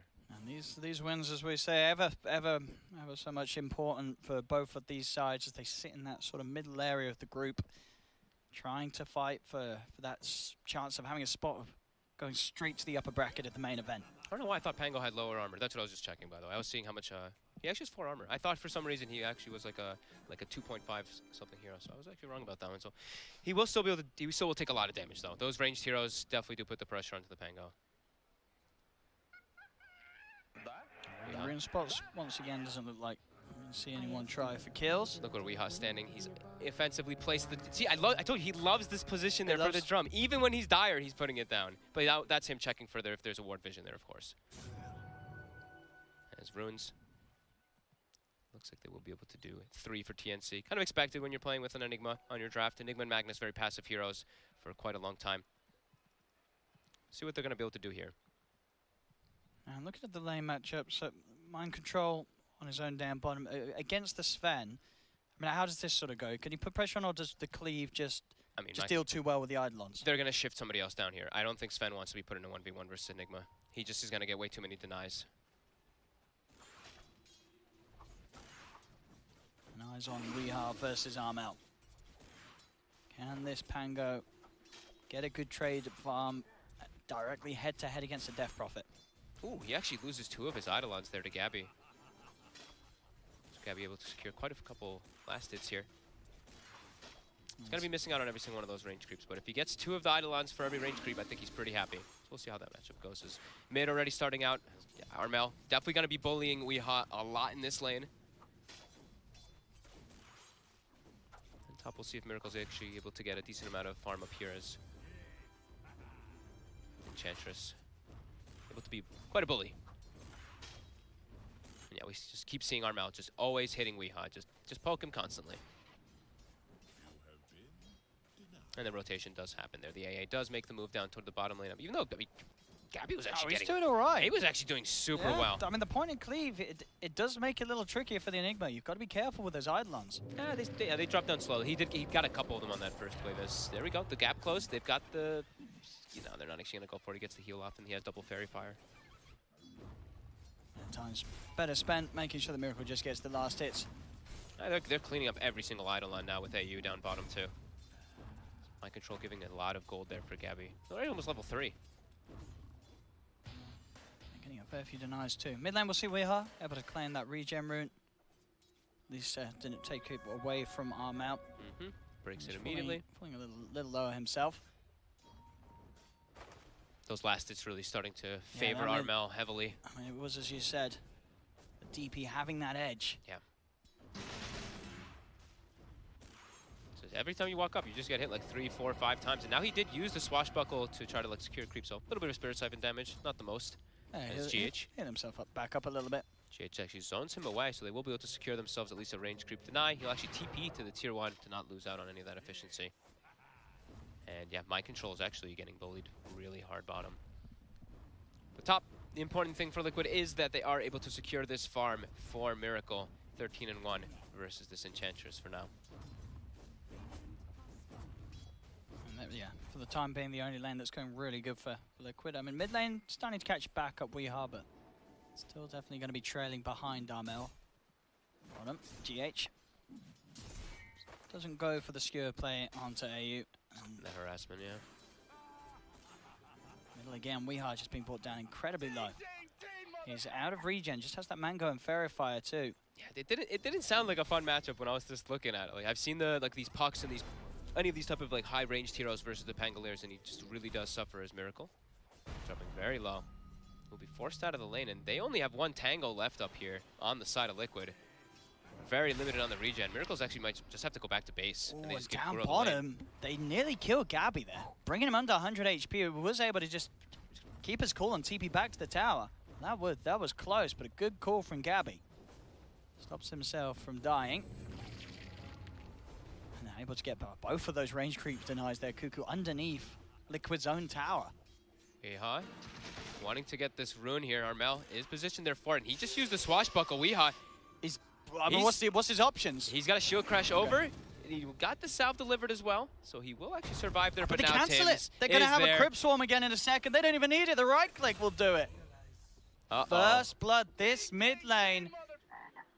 I mean, but they picked the Pango into this. They did. They picked this chose knowingly. to have this matchup. Yeah.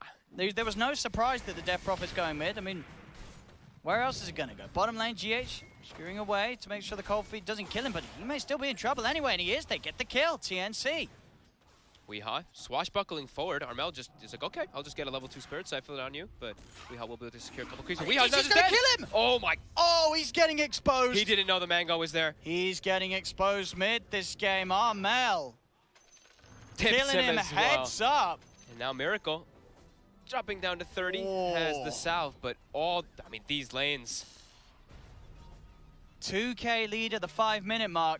And are they going to be able to get all the runes as well? Oh, it looks no, like they're going to get all 4 runes as well. TNC, 3K lead, 5 minutes in. And look at this, Weehaw's like, I'm done with the mid lane. I'm going bottom. Weehaw Pango is going to the bottom lane. They're giving the Magnus the mid lane now. Armel has dominated this mid matchup. He really has. Kuro's going to try for the TP out, and he's not going to make it. They get the kill, TNC. Miracle getting pressure on him too. He'll be fine, but 3K already at this 5.5 minute What mark. a 5-minute opening from Bottom. TNC there. Gabby. The Weehaw move, the rotation. It was unexpected. He actually catches Gabby off guard because of it. There we go. And they need to. If they're moving their mid laner down here early, they've got to find action. It's the 5-minute mark too, right? So he's like, all right, I can actually transition this into a bit of a push here too as the Pango. Clear out the creep wave very quickly with that swashbuckle too. Rather than just, dying in the mid lane. It's much better time spent. He will look to try to secure that bottom rune. Armel already on the way toward it. Is Weehaw gonna get it this time? Is he gonna swashbuckle forward for it here? Armel. Does he see him? He does. He saw the swashbuckle too. He's got a shield crash to get down the cliff. Over, yep. So that will keep him fine. We'll get away for this time. And continuing to play in the bottom lane. This kind of feels like a 4 Pangolier now at this point, as he's just looking to put pressure on the lanes a little bit. Just slow down Gabby's farm. With this Arcane Rune, though, he really can pack a little bit of punch, but Gabby will reset back. And Armel, he has Exorcism in the mid lane, and they have a Siege Creep with Glyph. Definitely could look to pressure here as Tim's is stalking Miracle. And, these lanes are looking really problematic for Liquid. Miracle's just jungling now because this Enchantress is almost level 6, so he actually cannot leave himself up top. So they're pressuring mid. They were pressuring mid with that Catapult Wave, and also top with theirs as well on TNC, making all the very fast, aggressive moves. They really are holding on to this laning phase advantage that they've forced heavily against Liquid. Yeah, Gabby has been pushed out to the jungle, but he's got the 3 points in the cleave, and they have stacked a couple of camps for him as well, so he will be able to farm that. They'll lose their tier 1, though, because of it. So the one silver lining there coming into play there for Liquid, as their cores are just not farming well. Miracle and the Pangolier. Miracle and Weehaw, both Tim's bottom 5 net worth. Wants to dive for this. If he can get another enchant totem off onto GH, GH will skewer across, but they've got the kill. GH is dead. Another kill for TNC, as they continue to make every single lane a bit of a nightmare. Bottom lane, tier 1 tower is taken. Weehaw's appearance down bottom has allowed them to have that extra pressure. A little bit of something for Liquid. Oof, I was worried about the greed, right? When you have this Magnus, when you have this Enigma, both on the same team, it's really tough for you to play it like this. And then they also pick the Pangolier, the weak laner, in that mid lane. TNC. I mean, good control of this in the first 8 minutes, as they have their, they have prepared the catch-up for Gabby, like I was mentioning. If you look right now, where is he at? He's at the Ancients. They got a triple stack already prepared for him there, as Tim's, as well as him, will work on it and stun it down so that Gabby will be able to clear it and keep that farm going. So he's farming at an infinitely faster pace than Miracle is in trying to recover his mind control. They got the wraparound. 3 of them coming in. TPs are going to come through. Cuckoo's going to get rolled over as the 6 is hit. Weehar's got the damage as he'll bounce around him. In fact, looks to cross over and maybe be able to get a second one. They're on top of AU. Swashbuckle out as well. They'll get the 2 of them. But coming in deep with the 3-man wraparound, it gets them the kills. Much needed there as Weehaw gets that. They want to try and go for Armel as well. Eyeing him up. Another ink swell comes in. Armel needs help. He'll get 1 siphon, 2 siphons out. So he's starting to heal back up. Mind control dying to the tower here. He'll fall. And Tim's, he's got his eyes on Kuroki. So Liquid getting a little greedy there. They did get the 2 kills, but they are, by the looks of it, going to give up 2 kills in return for it. Well, it's 9 minutes in, and they're just behind tier 2s, getting chased out. Cleaned up there that time. They get themselves that nice kill. If they didn't actually get the Enchantress burst down there, that could have been really scary, because he had 15 wand charges, he had the double fairy fires, yeah. Kind of surprising to see that he put the 3 points in the Untouchable instead of putting like 2 points in the Untouchable, 2 points in the Nature's Intent this time around, but. Still just Armel so far ahead off the back of these lanes. Nearly 5k net worth before the 10-minute mark. His Yule Scepter's going to come out incredibly quickly. I would have that extra setup and extra save, making it a lot harder for Liquid to look for that Death Prophet kill. Yeah, and we were saying how they have like the good catch with the Earthshaker as well as the Sven to look for that Ember Spirit. If you have a Death Prophet who's up to this good of a start, Silence is also going to be pretty devastating for Miracle. As we look, of course, it's that 3k gold lead as they're able to actually secure themselves a couple of those bounty runes on Liquid, and that experience also leading there for TNC. But 4 of the top net worths right now for TNC, something you don't see very often. Oh. He's got all this heal coming out. They're going to actually throw the RP with the Inkswell. Do they have enough magic? They should. And a little bit of an attempt there with the Fishes to block off the Rolling Thunder, but they had the damage nonetheless to get the kill. Midas is done for Gabby. And Ancients continue to get farmed, along with those stacks of neutrals sitting there. TNC do continue to just get more out of the map in terms of overall farm. They farm at a much faster pace. GH now is starting to get more points in that Empower, so we're able to throw that onto Miracle to at least boost him forward a bit there. But yeah, the Sven with all those stacks, just much faster pace. They don't get denied on the bottom tower, so mind control. Already 11 minutes, he's able to claim both of these down bottom. Pretty significant. They definitely need that gold as Weehaw. He's very deep. He is. And he's very dead. Indeed. What was he doing there? What was he trying to get? I mean, he hit looking for AU. Yeah, he was definitely looking for AU. It seems like he wasn't able to actually get the kill there. He went pretty far. Did not have Rolling Thunder available, obviously, after that kill on top onto Cuckoo. Still on cooldown. Has the Arcane Boots as well, so he doesn't have that little extra Javelin damage that maybe he wants to just have the mana for just being able to spam and move around. Well, exactly, he's queued up the defuse. He's not going to buy a Javelin at all? I guess not. I mean, that doesn't seem the way to go, right? The Javelin does so much for this hero. I don't think I've ever seen a Pango skip the Javelin. It's pretty rare seeing it happen, yeah. Why would you skip the Javelin? Maybe feeling like he's... I don't know. The diffusal takes a long time to build up. It really does. Maybe feeling your like... damage maybe he does switch it up. Okay. Maybe, yeah, he's got to buy a Javelin, right? There's no He'll buy a javelin. Well, I'm sure he's just not got it queued up. Well, they roll in. Ice Blast is out. That was set up for the first one, and Weeha holding on to not going in yet, waiting for the rest of the team to come across. Starting to bring Miracle down here, and he's got that empower. He's got the max slight, so he's starting to deal out a good amount of physical damage. Oop, double sentry ward's actually placed down. Looks like AU. Dominator also finished up for my control, so they're feeling a little bit stronger around this area here. But TNC. So very good control in this game, as Tims is about 600 gold from a Blink Dagger already on the Earthshaker too.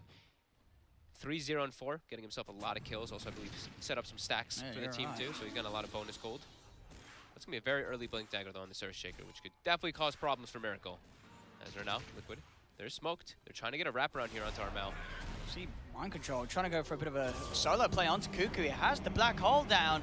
Ice Blast is coming out. That's Black Hole used RP onto the one of them. It's deep though, and the rest of TNC are coming in to turn things around. As that is Black Hole, RP used, gets no kills. And now Miracle. Mind Control's dead. Miracle, he's got a Remnant ready to throw back to the side, but TNC, they're there in preparation. They'll chase him down. They'll move over him in position. They're going to get Miracle as well.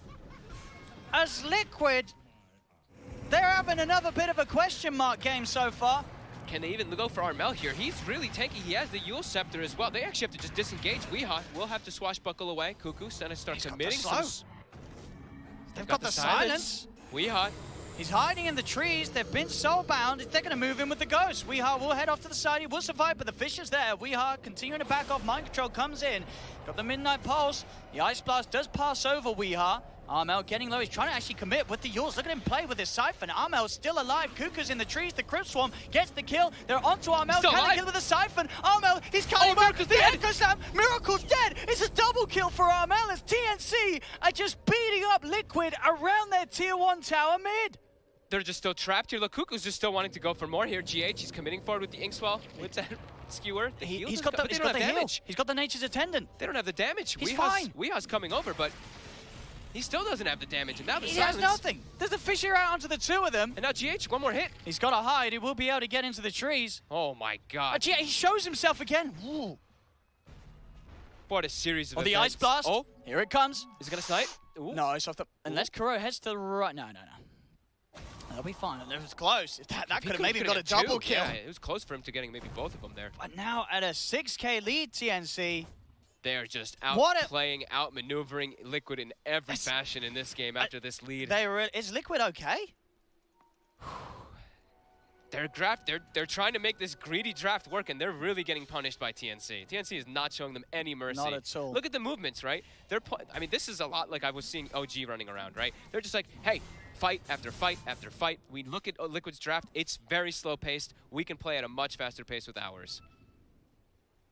And they are. Liquid now smoked up, looking to try to get some opportunity here into the enemy jungle. They have RP available again. Black Hole still not for 50.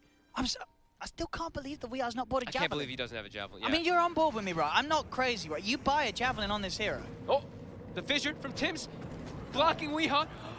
Oh. It's just looking... It's just a bit of a circus, really, this game from Liquid. Yeah. They're getting danced on. They are. 8K lead for TNC. This just continues to grow. Armel and Gabby, they're so far ahead. I mean, what do you mean? Look at Tims. Yeah. Tims has the same net worth as all the cores on the side of damn. Liquid. He's got the blink finished up. If you thought it was hard before, now for Liquid, it's just going to be getting harder and harder. As now this tier 1 tower mid easily going to get brought down. Gabby having the Echo Saber coming out on the courier any moment now. They're just poised very aggressively here. And Liquid, they're pushing down bottom, but TNC, they're like, there's no towers for you guys to get down there. You guys took them already. We're all right. Did he buy a Javelin? He bought the blade. So he's looking. It doesn't do anything for you, right? He's just trying to burn the mana. Burn the Sven. But he has to get the full defuse. That takes a long time. It really does. That takes a long, long time. Maybe they'll get there. I mean, maybe he feels because there's the Empower, but the Empower, it doesn't give you the extra damage, right? It allows the hits to cleave, so the single target doesn't get stepped up. Yeah. And so at the moment... jumps forward, Weeha gets the swashbuckle off, but he's getting comboed up, the silence as well, and that's just an easy kill. And now They're going to get Kuroki too. The two of them just out here on their own. It's over a 10K lead. I mean, TNC are just... We've seen They're some outplaying stomps, them but this so is... hard. They just have everything tabbed. Yeah. They have everything covered. Like we were saying how, you know, Heen, TNC, the boys, they have Liquid's number in the last game. This one, even more so. 15-4, 10K lead. It's only 17 minutes. They're getting all the D wards as well. Every single time Liquid tries to put some aggressive moves out, they just get stopped in their tracks as Tims has now surpassed 2 of the cores on the side of Liquid. It's just Miracle in between those 4 Radiant heroes. As And Miracle, look at that he foul. jumps into his Remnant, but he's trapped. He's dead. I don't think we've ever seen a worse performance from Liquid. This is a total beatdown This by is... TNC. It's got to be some of the worst Dota Liquid's ever played in these first 70 minutes. The greedy draft is being punished. It's just not even close. It really, really is. 4 members of TNC Oh, they're going to get AU above here. Liquid's net worth. They will. They'll get at least the support. They do get the Soulbind. They're just going to back off together. The catch. Miracle's not alive yet. Let's see, but they do have RP. Okay. GH, The catch RP Armel. Armel. Here we go. They've got the Black Hole up, but he gets cancelled straight away. The fish is out. GH is being turned towards. Oh, the center stop. It is helping out. They do roll in. They've got Gabby's control. Okay. They got them both. Liquid's getting back into, or on the backlines. Tims will get the kill onto mind control. They've surrounded the edge. They've got the 4 heroes looking for Cuckoo. Cuckoo is bringing GH down low. GH has to get himself away. They're trying to kill off the edge, and they will. All right, Liquid is kind of back. They're a little bit back. They've got the blink on the Magnus. That's pretty huge. They got the Maelstrom done on Miracle. Definitely a big gain there. There we go. They desperately needed that play to happen there. Armel, of course, walking in, not able to get enough siphons off and survive. He gets actually, you know, the Dominator creep from mind control with that Centaur, with that extra amount of control. They're able to actually bring down both of the big cores. Actually, all 3 of the cores of TNC. It is all the way on their side of the map. Oh, Weehaw. Oh, he swashbuckled. He's silenced. He has got a haste ring. The stun, but he's dead. He is dead. dead. He's dead again. Very far forward, too, farming a pretty dangerous part of the map. Has nearly got the defusal. He does He's nearly have the nearly defusal. got the defusal blade. But now a couple hundred gold away. There's no black hole. There's no RP. 86% Dota Plus. Yep. I think I would agree with that. Maybe a little bit more as they move into this Roche pit here. As there's no way that Liquid can really contest this unless they want to do something crazy without their 2 big ultis and without their Pango. TNC still just running rampant around the map. Yeah, even with that info, they maybe Miracle can try for a steal. Maybe. I mean, GH also positioned around the area. It's dropping too fast, though. They're stopping the blinks as well. They will be able to clean that one up. Tims, he's stalking Miracle. Miracle? Huh? He's getting stunned up. It should be fine. There's no one else quite around him. Yeah, they're going for GH instead, it looks like, as he does have the blink, and he's actually... He's out. He's gone. GH will be able to take him away and get out of there. They couldn't get in range there for the Yule Scepter, and he is able to get away. Tims going for Miracle, maybe actually making them miss a kill there for once. So how many bounty runs? It looks like Liquid got Tims is just 3 of the bounties. He's just up and down the map. Yeah. As he finds Kuro. I mean, he's 5-0 and 9 in this game, Tims. 5-0 and 10 now. Tims Shaker. Blink and a 4-staff, level 14 at 20 minutes in. We are. Silenced up. They're hunting from in the trees. They've got the vision. Have they got the damage? They sure do. There's another death on the Weehaw Pango. My control showed himself bottom for a second. There's 2 supports. TNC, they're setting up. They're looking for him. Tims as well as AU. They assumed that he'd go back, but my control, he's still pushing forward here with his creeps. They look like they will be able to find him here, maybe. Is there any world where he gets out? I don't think so. Uh-oh. They found him, and on top of the creep wave as well, Tims able to get the slam. 6x combo. How much damage we got? Oh, almost 1337. Oh, that was so close. It's close. Oh, wait, but it says 1331. Yeah, they take that off the screen. Take that off the screen. Take that off the screen. What do you mean? It said 13. It was the same number. It was the same number, Fogged. Okay. It was the same number. Sorry. Okay. I didn't see it. Okay. What other items do we have picked up now here? Anything else picked up for Liquid just yet? Not yet, but they do have a BKB encroaching pretty soon on the Enigma, and as we look at the side of TNC, they don't have a canceller. That BKB black hole could maybe be the thing that Liquid can come back with, but it's gonna have to be something perfect. It's gotta be something big. Yeah. TNC. Kind of in the area here of each other. But the smoke move from Liquid. Yeah. He's found Tim's. Oop. This is a good one to find. Get the Shaker out of the fight. There's the slow, the setup. They're on top of the Shaker. They'll get the kill. Tim's is dead. GH. Buffed up by the Inkswell. He's on top of Cuckoo. Cuckoo does get the heal pumping. There'll be a TP back over towards the Shrine as they focus down the edge. Silence onto GH. TNC. They're ready to try and move in. Setup's there. Stun into Ice Blast. GH will fall. They do lose the Courier TNC, but they're ready to try and chase for more kills. He's got a Swashbuckle available. Will be able to get up to the high ground, but he's sort of trapped himself. He's up to the cliff. There's no way down. Weehar's dead again. That was nice micro there by Cuckoo. That was actually his Centaur Conqueror that he took, I believe, from the Dominator creep. Able to look for that setup there and get the stun. So they get Tim's. They finally get a kill on Tim's, but they lose quite a bit out of it as it naturally pushes into a tower for TNC because the aggressive moves the TNC are making are on the opposing side of the map. While Liquid, they're just, they're not the ones dictating the pace of the game, so they're not able to take any objectives after they do get any of these kills. Does Weehar play a lot of Pango? I think he does, right? I do believe he does. I guess he's just having a really rough game. Yeah, he is. 2-7 and 7.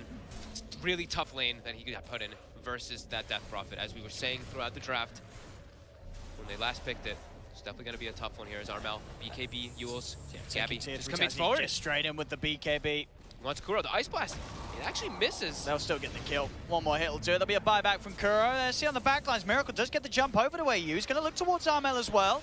Armel getting low, but so is Miracle. Miracle's got a remnant out of there as he nearly straight up died. Oh my god. As Armel, he's committing forward with that BKB. He's just running in. Kuroki, that's going to be a dieback. Dead for a minute. Now Weehar. Tims has the stun control as Weehar goes in. He's dead. No buyback as well. 12k lead for them. He swashbuckled into the Earthshaker. No, he didn't. Like right on top of him. That was painful. Yeah.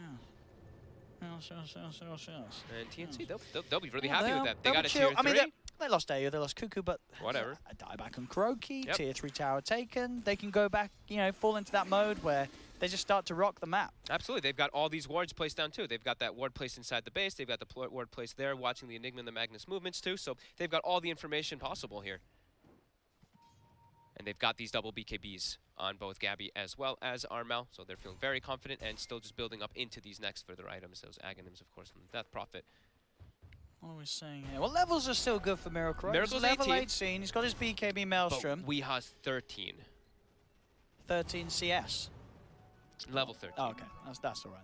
Well, no, it's not really. It's tough. It's tough. Pretty far behind, It's yeah. tough. And he's 1300 HP as well, so not a tanky Pango whatsoever. Even if he gets multiple shield crash targets, he just doesn't have the effective HP to tank through. As TNC, they're very confidently placing themselves forward. There's the smoke. The BKB is finished on mind control. They've got also a couple more items here. See if they can get that jump on mid. Cuckoo already starts backing away toward his team.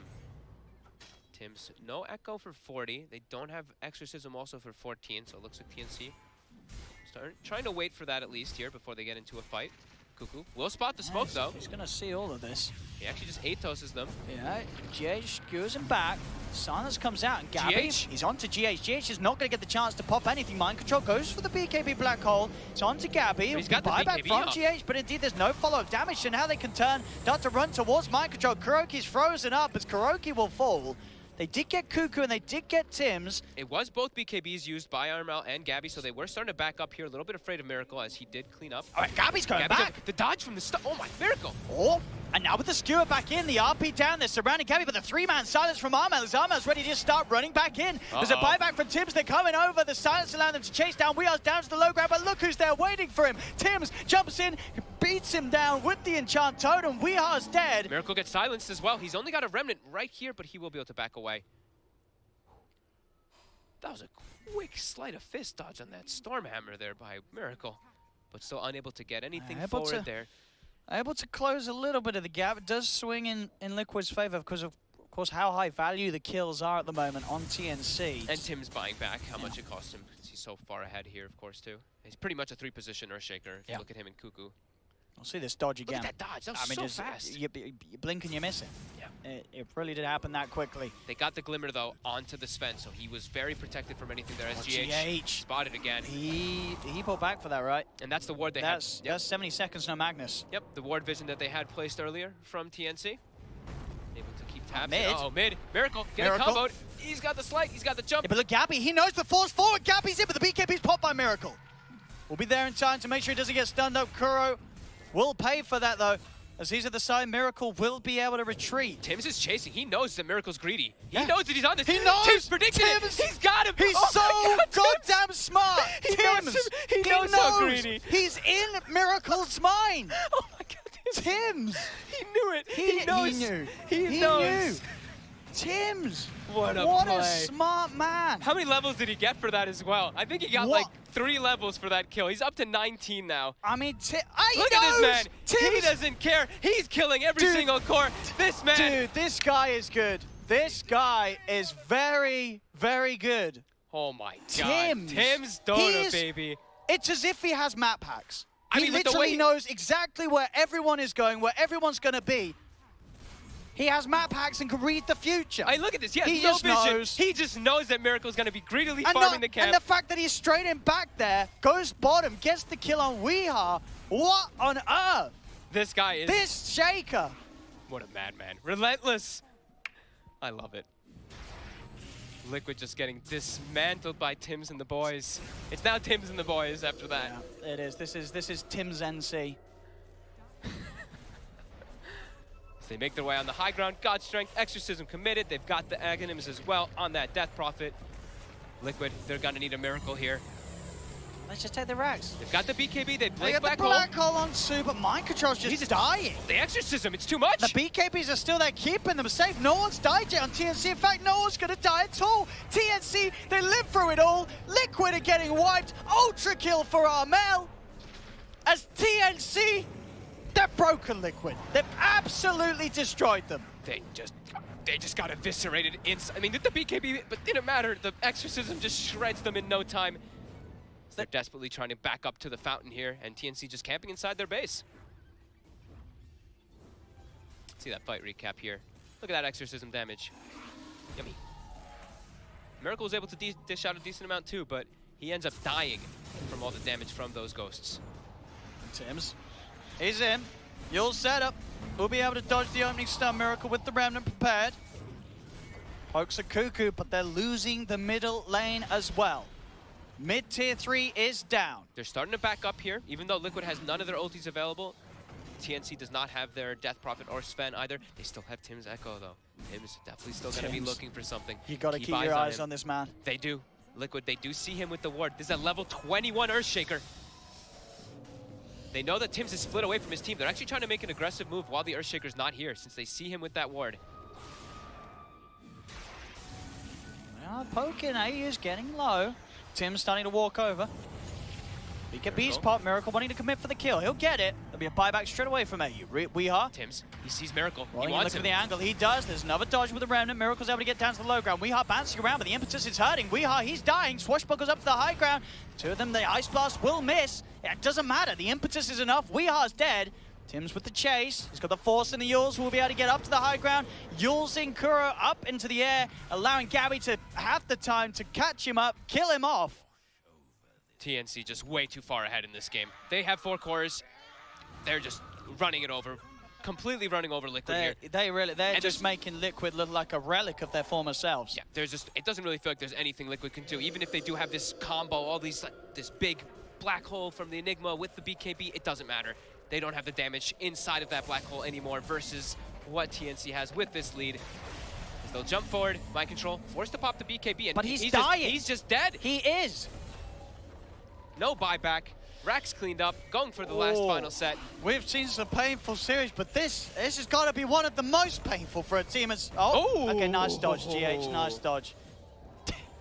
Poor Tims, you know, he just wanted to echo slam someone, but it was a nice dodge from GH. We'll get him out of there. Miracle's going in with the BKB. The Exorcism does wear off. He's trying to make something happen here. The tower is cleaned up, but he's all alone here. The BKB wears off. He's got to back up. Your Scepter's there. Fisher will be dodged by the side of Fist. Miracle trying to get back to base. He will do so. There'll be a buyback from Mind Control. He's got the hole, but no BKB. Cuckoo takes over a creep, trying to cancel the blink. GH does get the Stewart back, but the BKB's popped up. He will still be used by GH. Have they got the damage to kill him? No, is the answer to that question. He's starting to even siphon a creep. Armel trying to survive any way possible. Miracle, he has a remnant, but he's Atos. He's already used the BKB. He's got to be a little careful. They're trying for Cuckoo. They will be able to surround the Enchantress, and Cuckoo will almost certainly fall. They can be able to cancel the TP attempt out from AU as well, as the AU will be trapped in the trees. Liquid are able to find the 2 kills. Double kill for Miracles. They push back TNC, but of course not before they've lost both the middle set of racks and the bottom set. As TNC still hold on to this massive advantage, 24,000 gold in at 32 minutes. And they keep their 3 actual cores alive. You know, Cuckoo, whatever, you know, Tim's lives. Tim's survives, and that's all that means. As they pick up their following sets of items after cleaning up all those racks, as you get a crazy amount of gold for killing those. Full Daedalus for Gabby, full Shivas for Armel.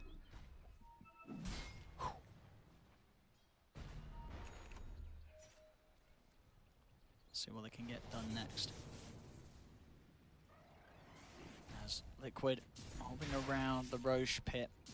A little bit of time where there's no AA or Ench. They don't kill this very fast at all, though, in their lineup. Tim's has got Slam back online. Exorcism and God Strength also available. This is a risky one here. Also, especially with the Eidolons all in the pit. A good Echo Slam from Tim's. This is looking like You've a got to watch out for the Echo. He's thinking about it. He's thinking about it. He's really He's thinking about it. Oh. He's not going to go for it, though. Miracle. BKB's popped by Mind Control. They're back out of the pit.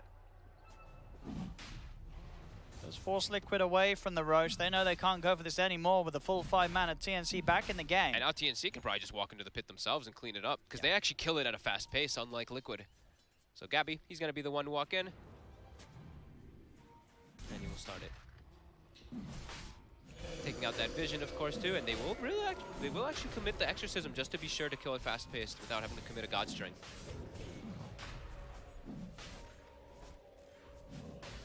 They've got RP up in 2 seconds. It's back up now. Weehaw looking to try to jump forward here. He gets blocked though by the fissure, and he's bounced away, ping-ponged away. Held outside of the pit. TNC, they can finish it off. GH is going to skewer in after the Aegis has been picked up. And Miracle's just dead to Gabby. Wait, what? They got the echo on him. They got the control. He just got evaporated. He did. 100 seconds, no Miracle. They're chasing for Weehaw as well. Weehaw. He's got the TP and chance. Is he gonna get him? Oh, he got visioned by the sentry. He puts a sentry into the trees. Who is this guy? Tims. Oh, the team. Tims is just... Doesn't get the kill, but he forces him away. He's got to take a long trip back to base, God, Weehaw. He Tims. can't get back to the base. Tims having the game of his life. 8-2 and 19. I mean, that's the Megas. That is the Megas, and that's the game for sure. That it really is. This game it felt like it was over 30 minutes ago. What a performance. Just no space at Absolutely all for incredible. Liquid. They skewer Gabby into the fountain, kill but him. They can't. Okay, they can. They get him once. Kill him once. But now everybody's dead. TNC with the absolute showcase of their life this game. Tim's in particular. Tim's NC. They've done it. GG is called. And you know what that means? According to this piece of paper that I've been handed, TNC is in the upper bracket. Right? I think so. I think so. I think that's what that paper means. So what this says is, with this result, LGD, Secret, Newbie, and TNC are your upper bracket teams. Alliance and Mineski, they were hoping for a TNC loss there, because if TNC lost, there would have been a tiebreaker between Alliance, Mineski, and TNC, but it's not the case. I mean, there's no question about it. TNC easily winning that series 2-0. They're going to the upper bracket of the main event. Your lower bracket from this group will be Alliance, Mineski, Liquid, and Keen. And honestly, I cannot wait to see TNC on the main stage. Me too. Just what a display today, honestly. Like yesterday, we saw them take the game from Secret. Today, they just didn't even make Liquid look like a top team at all. What happened to Liquid? They just Liquid? ripped them apart. 12 deaths on Weehaw, 13 deaths on Kuroki, 8 deaths on GH's Mind Control. That was a 5th pick Pango. It was that was a final last pick Pango, and it was one of the worst Pango showings we've seen. Yeah, TNC just giving no breathing room at all. Just from start to finish, this one was a complete smackdown by them. Wow. Well, as I say, I'm sure a lot of the SEA fans will be very happy to see TNC move on to the upper bracket, and very well deserved. As towards the end of this group stage in particular, TNC just giving us some incredible matches, and we'll see how well they fare in the main event in that upper bracket, as they could really go the distance. They've been impressing so much, honestly. Just every little thing. Sometimes they have some of those games, like we said, versus Chaos yesterday. They had a little bit of some shakiness, but it's so much I've been seeing from TNC, the growth just between the Warden game, the Vision game, their plays overall, their discipline. It just keeps going up. It just really does keep going up. It does indeed. Well, I believe that is it for this stream then, with no tiebreakers, but I imagine there's probably still some other games going on. I'm just having a look right now on the watch tab. Yes, there is. NIP versus EG is still going down. So there's still DotA going on. But as for this stream, because there's no tiebreakers, at least for this group, that is it. So go and check out the other streams if you're on, of course, the multicast stream. They're probably already taking you somewhere else to watch NIP versus EG. But that is it from myself, ODPixel, and Fog today. I hope you've enjoyed the coverage and, of course, the games. A lot of crazy stuff going down once again here on the 4th day. On this stream. Oh, there is one more game. Sorry, there is one more game on this stream. Don't go anywhere. There's one more game on this. It's going to be Cap and Blitz coming on for the next game. There is another series on this stream, and it is Vici versus OG. Yeah, it's a good one. Yeah, Vici OG. Vici OG, that is a good one. So do not go anywhere. Sorry. For those that already did go somewhere, they're gonna miss out, because they've got a great series coming up. Vici versus OG with Cap and Blitz will be on your screens very shortly. But from myself and Fogged, we'll see you at the main event.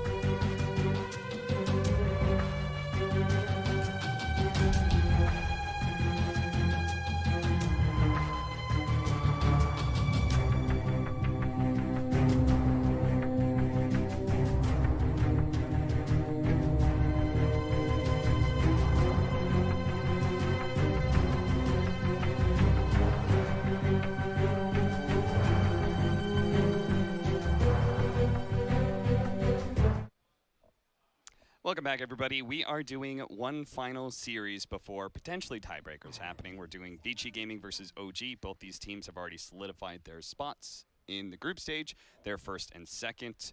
And so we decided to make this a little bit more chill and fun. We've got Matumba Man joining us. Thanks for joining us, Matu. TI winner. Hello. TI winner. Hello. How you feeling, man? Feeling great, actually. Thanks for asking. Why'd you ask that question, dude? I mean, it had to be asked. All right, let's go into the draft, shall we? It's, we've got Vici Gaming versus OG. So you guys were in this group, right? No, you were in group No, we A. were in a different group, yeah. I see. What did you watch any of Group B at all? Not that much. I mean, we're mostly focused in ourselves and I see. trying to make it work. But you know, seeing OG own everyone, it's pretty inspirational. You know, having a rough season all year and then coming here and just like putting the heat on to any other team. They've been stomping too. Yeah, I mean, we mostly beat them in scrims, and then we come here and we see them like own everyone. We're shocked. We're absolutely in shock, and then we come here. We're pretty pressured to play. We're not really having fun in these games, and it's pretty rough for us. I think we didn't have the best preparation mentally for this tournament, and then ended up last place. Kind of sucks, but What do you looking forward to watch the games, honestly. So one thing about OG is you can tell it feels like they're playing with no fear. They're just doing whatever they feel like doing. Yeah. Is that like something that you wish you guys had? I mean, that is something we actually tried to mimic the last 2 days. I think we didn't have enough time to, switch things up a little bit like OG. But watching OG play, like they play with zero fear. They run at your map. They might die, they might 4 heroes die, they respawn, they TP back in, and they run at you again, and you're like, okay, they're like, what are we gonna do? They're not giving us any time to breathe in the game.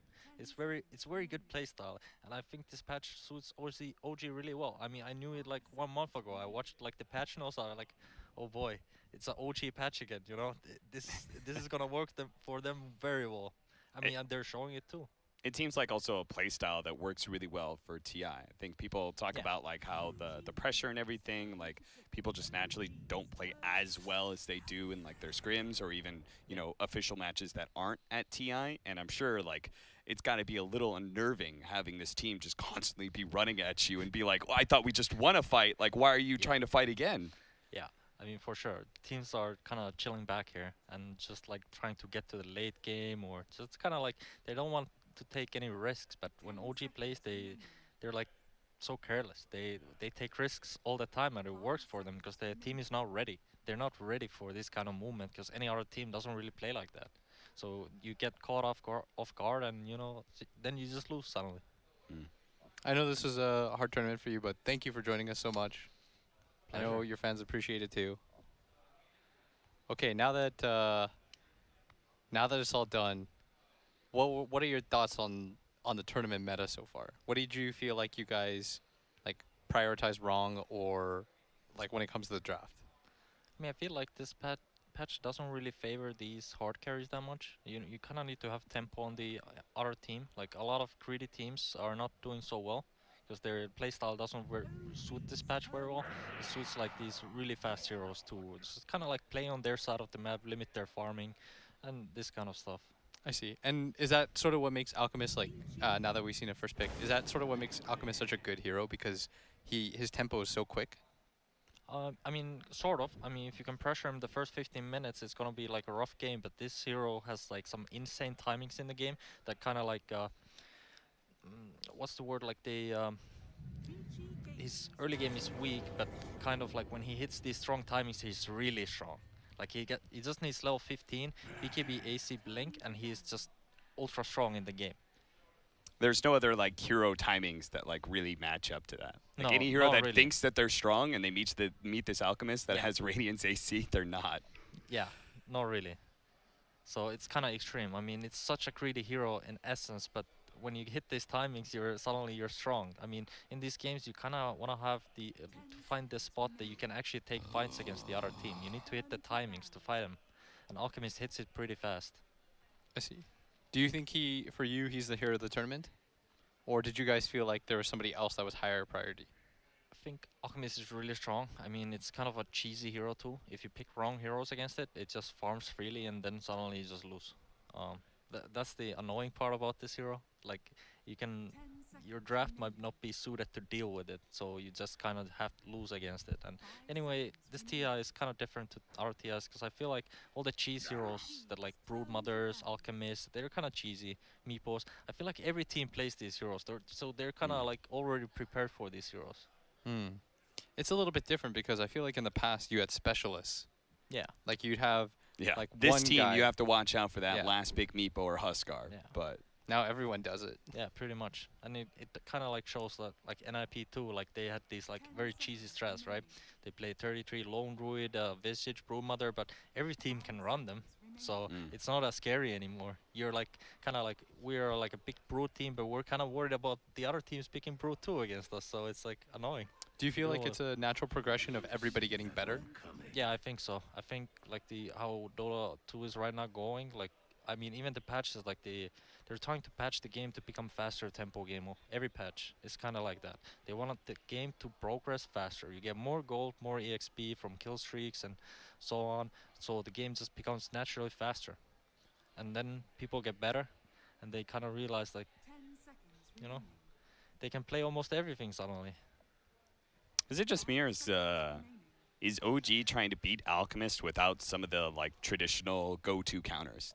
I mean, Ancient Apparition was out there in the pool, and they actually just let it get banned in the second phase. Instead, they got Batrider and Troll.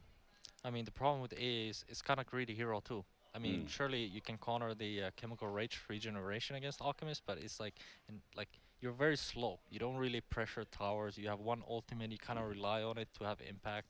And I think OG's playstyle doesn't really suit AA. They want to run at you. Like AA is not the best hero to run at you. Hence they pick Troll and Batrider. They want to hit a couple. Oh, okay. Is this a run at you hero? In a weird way, it is. Did you guys ever practice this? I think they only want to play it because Jerax like spams this hero like every other game in his FUT games. He loves that hero. I will say, when Liquid got eliminated last year, I remember we watched the games together, and this guy was like the biggest Yessi fan. He was like shouting for Jerax and stuff like that. Yeah. And you still have his face as your profile photo and stuff like that. Is that like that Finnish brotherhood? Kind of, yeah. I mean, we're good friends. But even back in Finland, we hang out every time we both are like in Finland. We have this group of friends that we just go hang out and eat together and do stuff pretty much. So you're happy to see him win? Of course. I mean, I'm rooting for OG and Secret. That's my top two teams that I want to see win this event. I see. Why Secret? I think I just feel like they kind of deserve it having this season that they had. They have so much success all the season except TI every time. And I feel like it's their time, you know? Not VP? Nah, I mean, a little bit VP to me. I mean, a little bit VP too, you know? But it's not the same. They're not from Europe, you know? They're not like my country, like these, not quite countrymen, but like continent men. I see continent. What? Okay, so also I remember during the Manila Major when you and Mid1 swapped jerseys. Yeah. That was cute. Yeah. Always been a Mid1 fan.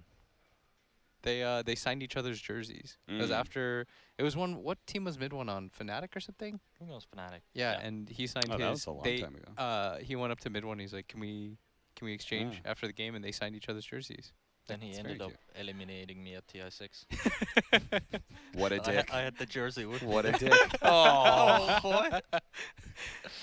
Mid1's heartless, dude. Rough. He messed with you. Yeah, he did. That was the game where it was like you guys didn't build BKBs, right? Yeah. There was some Reaver selling too. Yeah, there was a half Reaver price. And, let me tell you what it was like. It was they were all in on a Dro strat, and Liquid were up by like 20k against a Dro strat. Sounds and about right. I thought the game was 100% locked up. I was like, Liquid top 4, no problem. And then they just lost 2 fights in a row, and him and MC both had Reavers on Sven Axe. And if they just built BKBs, oh dear. Could've, should've. Oh boy. But that's the scary part, right? Because like you're trying to have fun at the same time. Yeah. It's like it's a balance, right? Yeah, you need to find a balance between having fun and playing serious these games. If you're too stressed out, you can't really play to your potential. If you're having too much fun, you might just throw the game. We definitely have throughout our group stage, we've seen some teams definitely having fun. Infamous looks like a team that you could just tell they're having a good time. They're, you know, they're trying to tilt people. They're trying to drop little items. They're having fun with each other. OG, very clearly having fun. I want to play carry IO. Sure, let's do it. Carry IO. Yeah. Oh, I think we're never gonna see that again. Really? I think it's gonna be banned. All the games. Oh, you think it's gonna be banned? Yeah, I think it's gonna be banned. Do you think animate? Did you watch the games? Yeah, I watched the games. Do you think animated look OP? I think it's how they play it. It's kind of ridiculous if you think about it.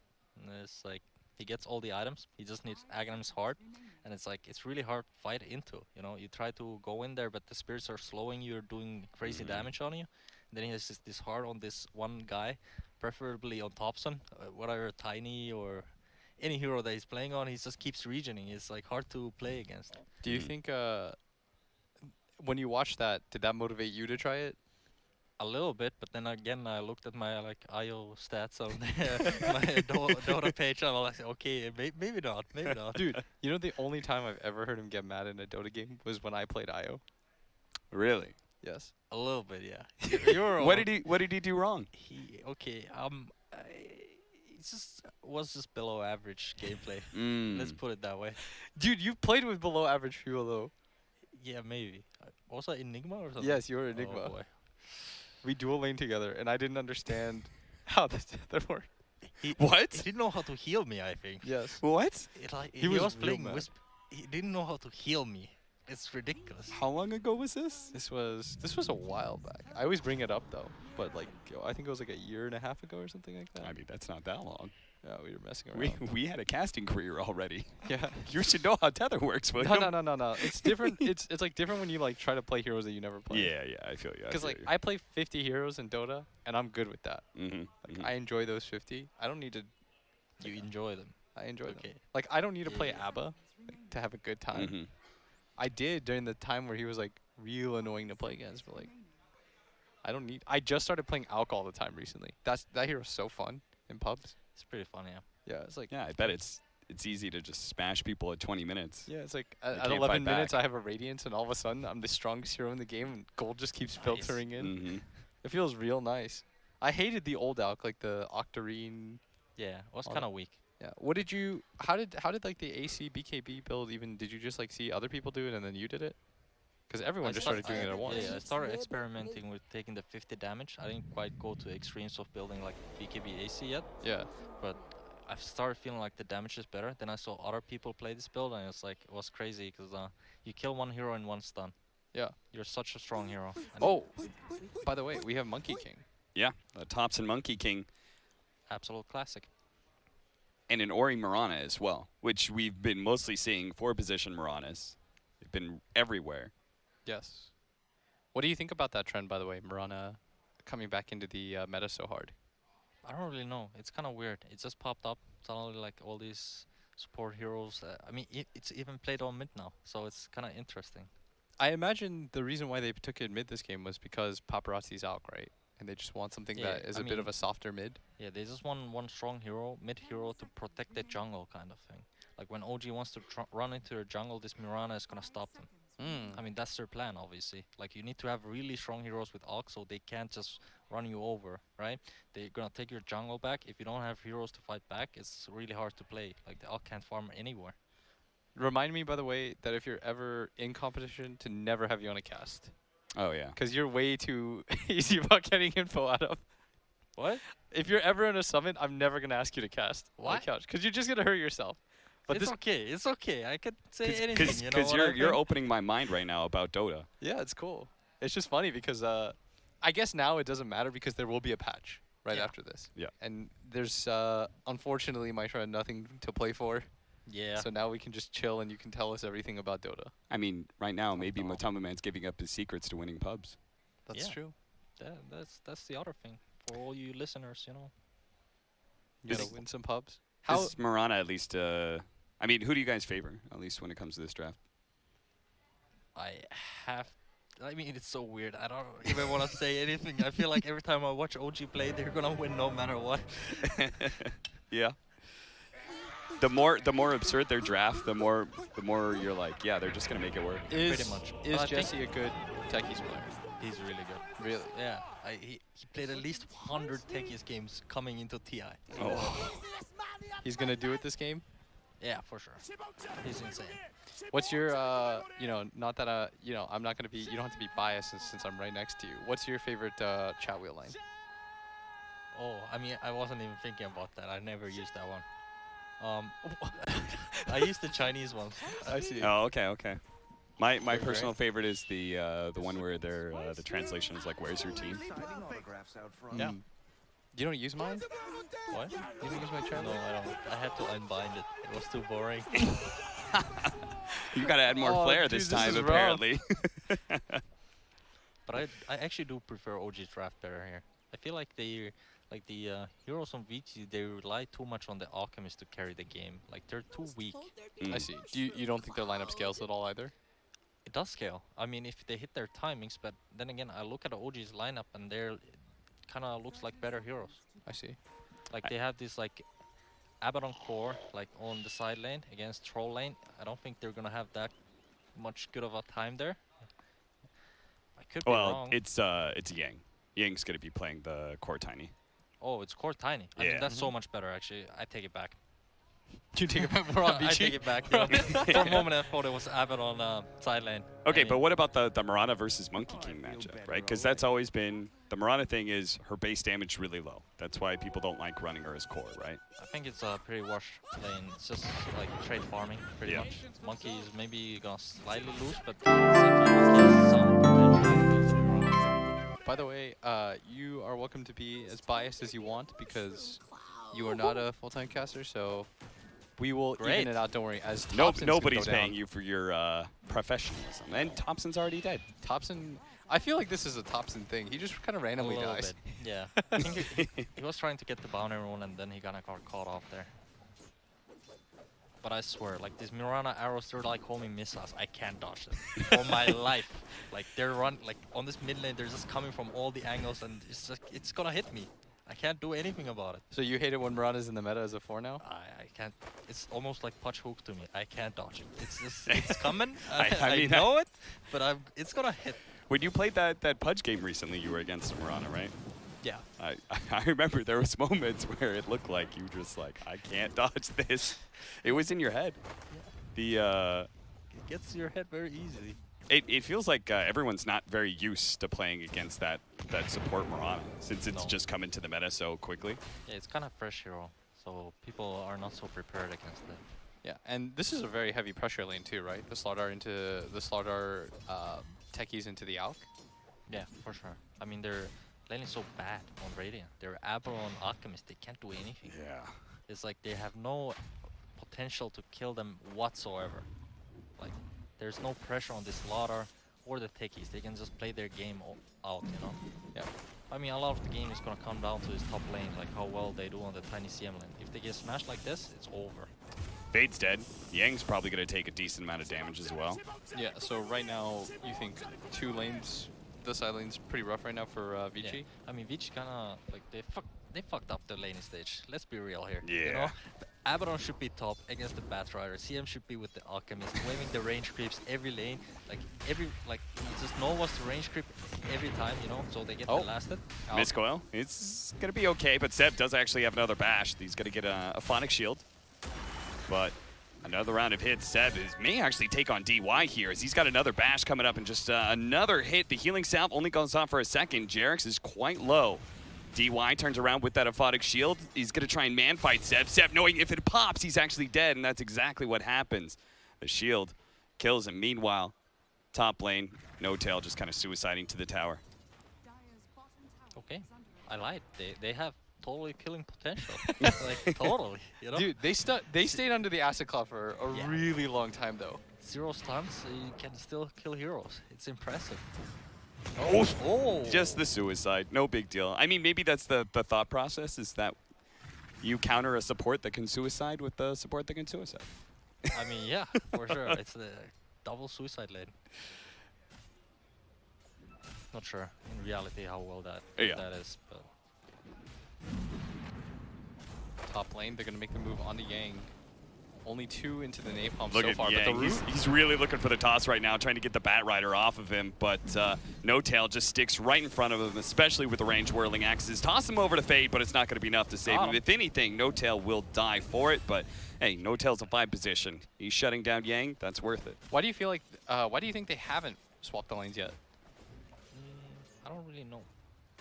Maybe I'm not good enough, honestly. That could be it.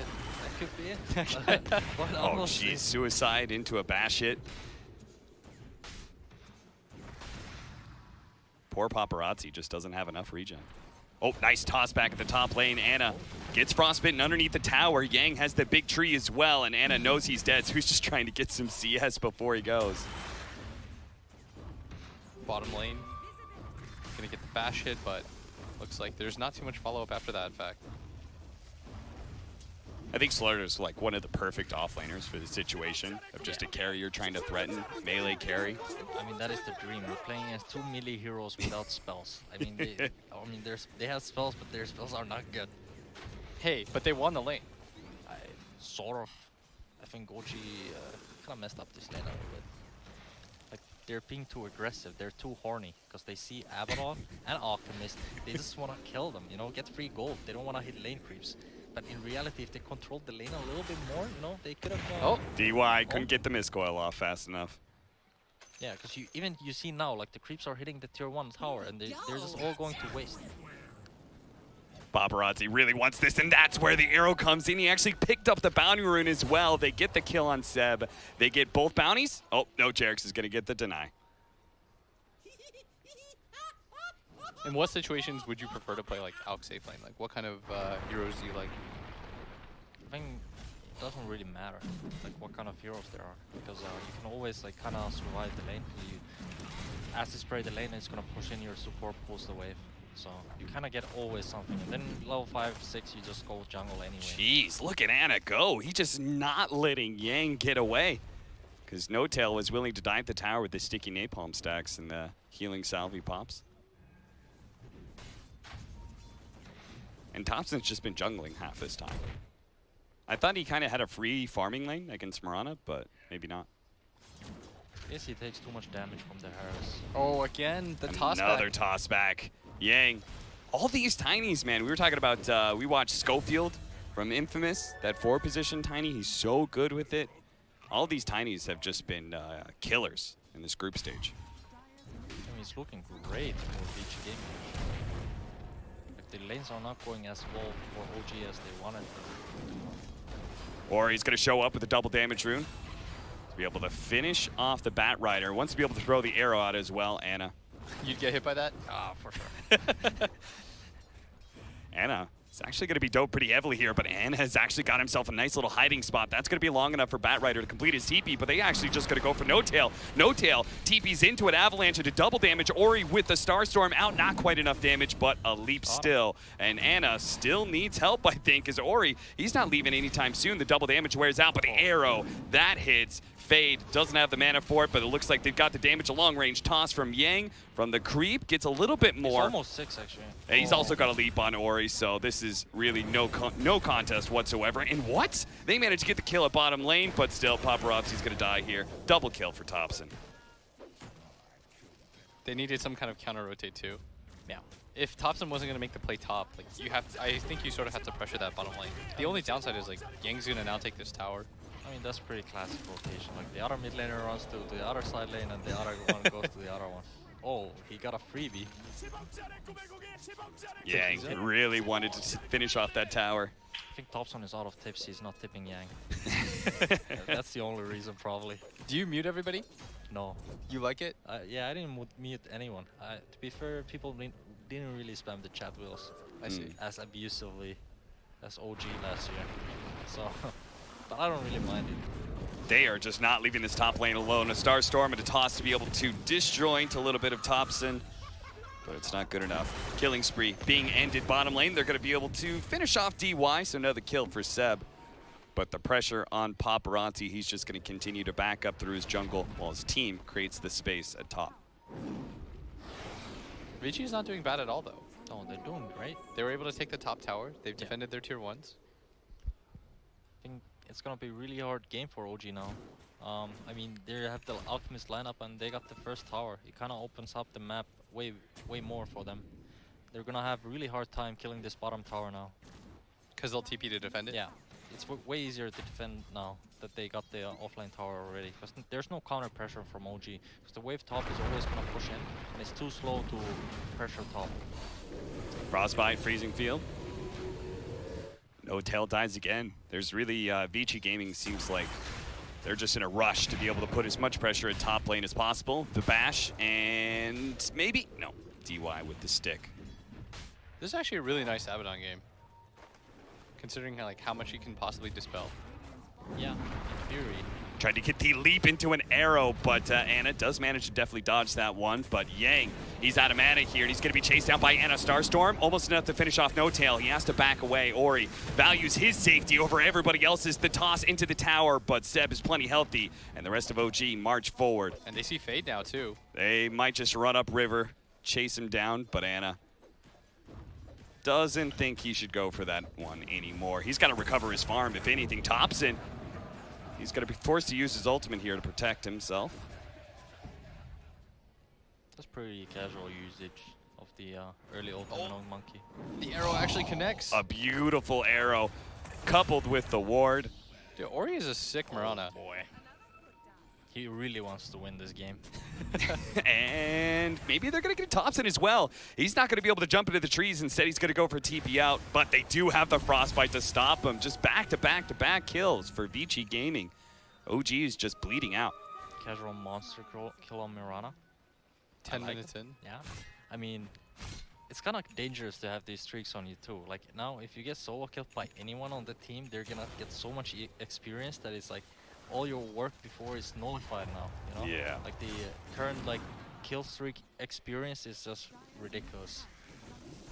It's like almost dangerous to get like just even simple kill streaks, like the simple like 3 times on like a 4 or 5 position, because you know you're gonna die at some point. Yeah, I mean, for example, you play tri-lanes and you know somebody gets a killing spree 0 to 3, and that you kill the guy once, then you kind of like it's all like nullified. All the 3 kills is nullified with the 1 kill if you feed a killing spree in early game. It's 400 EXP, I believe. Yeah. It's just, it's ridiculous. They, the most egregious difference was definitely the minimum amount of experience, the killing spree one. Yeah.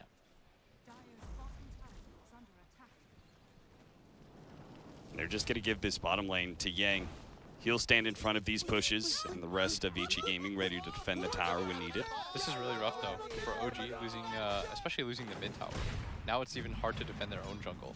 Yeah, I mean, the problem they're facing right now, their heroes, they can't really win fights because the Mirana went way too ham, and the CM and the Tiny won top lane really hard by killing the troll like 3 times. So, and their heroes are not really designed to put tower pressure yet. So they can't really make Vici Gaming move on the map like they would want to, and then like take favorable fights. What's the next move then? I mean, the next move, I think they have to play Techies DotA. Just mine this like things up and play from there. Like kind of play around the mines. I like how Jerix has no shame. He's just gonna place the exact same mines he killed the Crystal Main with. I mean, yeah, these high ground mines are the best to do because kind of have to go from the other side. You'll always. He's just joking him around. The advantage of a high ground ward. Did you see him at all? I don't think so. He's so confused. Where is these techies? What's going on? If he actually runs in and dies, he's gonna run into the stasis trap. Oh my god! And Jerix gets him. Oh, the ring around the rosy of death. Jerix, he's gonna try and go for the suicide, but fortunately, DY, faster with the miscoil, will be able to get that kill. Jerix is so sick. Jerix is so sick. He got 2 kills. Oh boy. Why have we not been seeing more of this Jerix? Oh, he tipped Yang. He's not out of tips yet. Is there a tip meta? Like, do you try to tip the guy you killed or the enemy mid laner?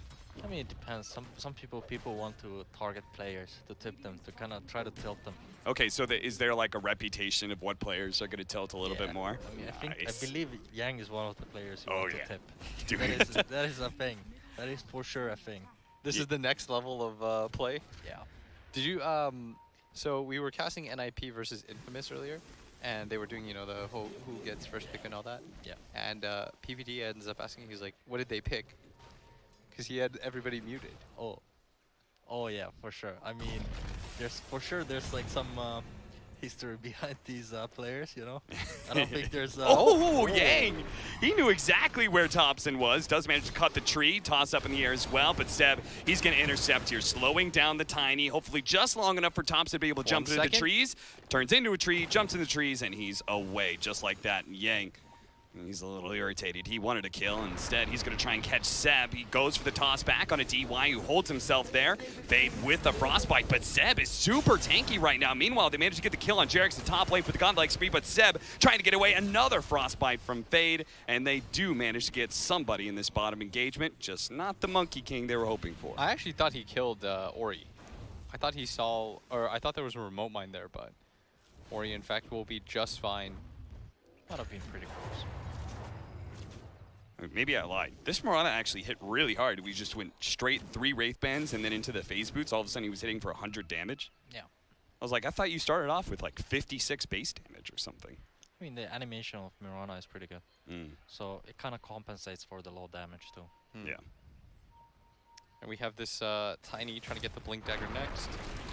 He has had the roughest game out of all the cores, but they probably don't need him to have that good of a game, right? Yeah, considering the Alk is just... I mean, they did top lane more than well. You know, they got the tower pre-minute 10, and they're kind of owning them. Smoke up from OG. They're going to try and contest these bounty runes. DY did not want to let it go, but he's going to have to retreat to the high ground where Paparazzi is waiting. He's going to blink forward with his Radiance, but Thompson does manage to get off a good Wukong's command, catching Fade inside of that one. The Radiance Alchemist trying to chase down No Tail, but he retreats to the safety of Thompson's ult, and now Paparazzi is kind of left alone. DY needs to be able to remove that corrosive haze on him, and he does with the Aphotic Shield, but still, another one gets placed on him, tossed over into Seb. Seb says, thank you very much. I'll take at least one more shot, but Paparazzi's healing really well, and this Radiance is slowly burning out all of OG. They just didn't have enough burst damage to be able to bring down Paparazzi, and the Aphotic Shields and Miscoils from DY come in a crucial moment. In fact, even Seb, he could have just gotten out, but instead he goes for the bounty rune, and he's going to die for it. Got it, at least. Doesn't feel that worth it, though. No. It does not. If you're playing this Lara 4.5k net for, you had like the easiest lane of your life actually. And you end up in this spot. It's like, it's not what you want, you know. Slardar is a snowball hero. You need to get items on this hero. He's not good with only like Blink Dagger. They really want to kill Paparazzi. They're going to slow him down right next to the remote mine and a Stasis Trap, but it does latch him. Yang, though, to be able to intercept, does have the avalanche, but it's not good enough. A big swing out from Thompson with a Boundless Strike gets him, and now Yang, well, they do have a little bit of help from DY, so instead they're going to try and force out the borrowed time from DY. Jumping forward, trying to grab it. Oh, nice tree cut from DY. That was a beautiful read. Just right in the moment. Meanwhile, Yang does end up dying. He ran into the bombs that were placed in the shrine area, because that's where Jarek's was camped out during that bottom engagement. I like Techi's gameplay. It's not like any other hero. He just kind of wants to run into the enemy jungle and start mining, you know? He doesn't care about creeps or anything what his team does, but he just wants to mine the areas. It's like the support Broodmother. I mean, that's just bad. Do you say that as a spectator? Or are you actually okay with playing against techies? I'm okay playing against techies. Okay. It doesn't really feel like a Dota 2 hero. I think that's everyone's complaint is once they start playing against techies, it's no longer a Dota game, it's a game of Minesweeper. Kind of, yeah. It feels sometimes that way. But at the same time, it's like, if you kind of know what you're doing, you can deal with it too. So do you know what AUI said about techies? Yeah. He said he wants it removed from Dota. And I said, but you want a TI with it? And he's like, that was to show everybody how badly it should be removed from Dota. He said, I'm doing a public service. I don't think they should remove techies from Dota. I don't think so either.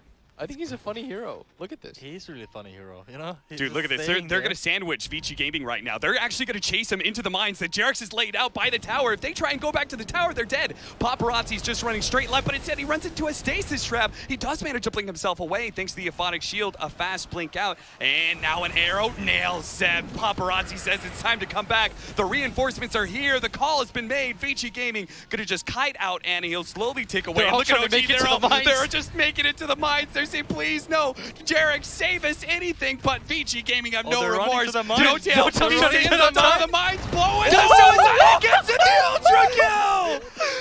OG, they got wiped, but at least they brought VG Gang down with them. What a bait. What a bait. You What saw a bait. No-Tail, he hit right on top of them. Yeah, he was like, come at me, you know? He was manning up there, you know? Come at me, I dare you. There was something so funny about watching all 4 members run into the trees where the rest of the mines were.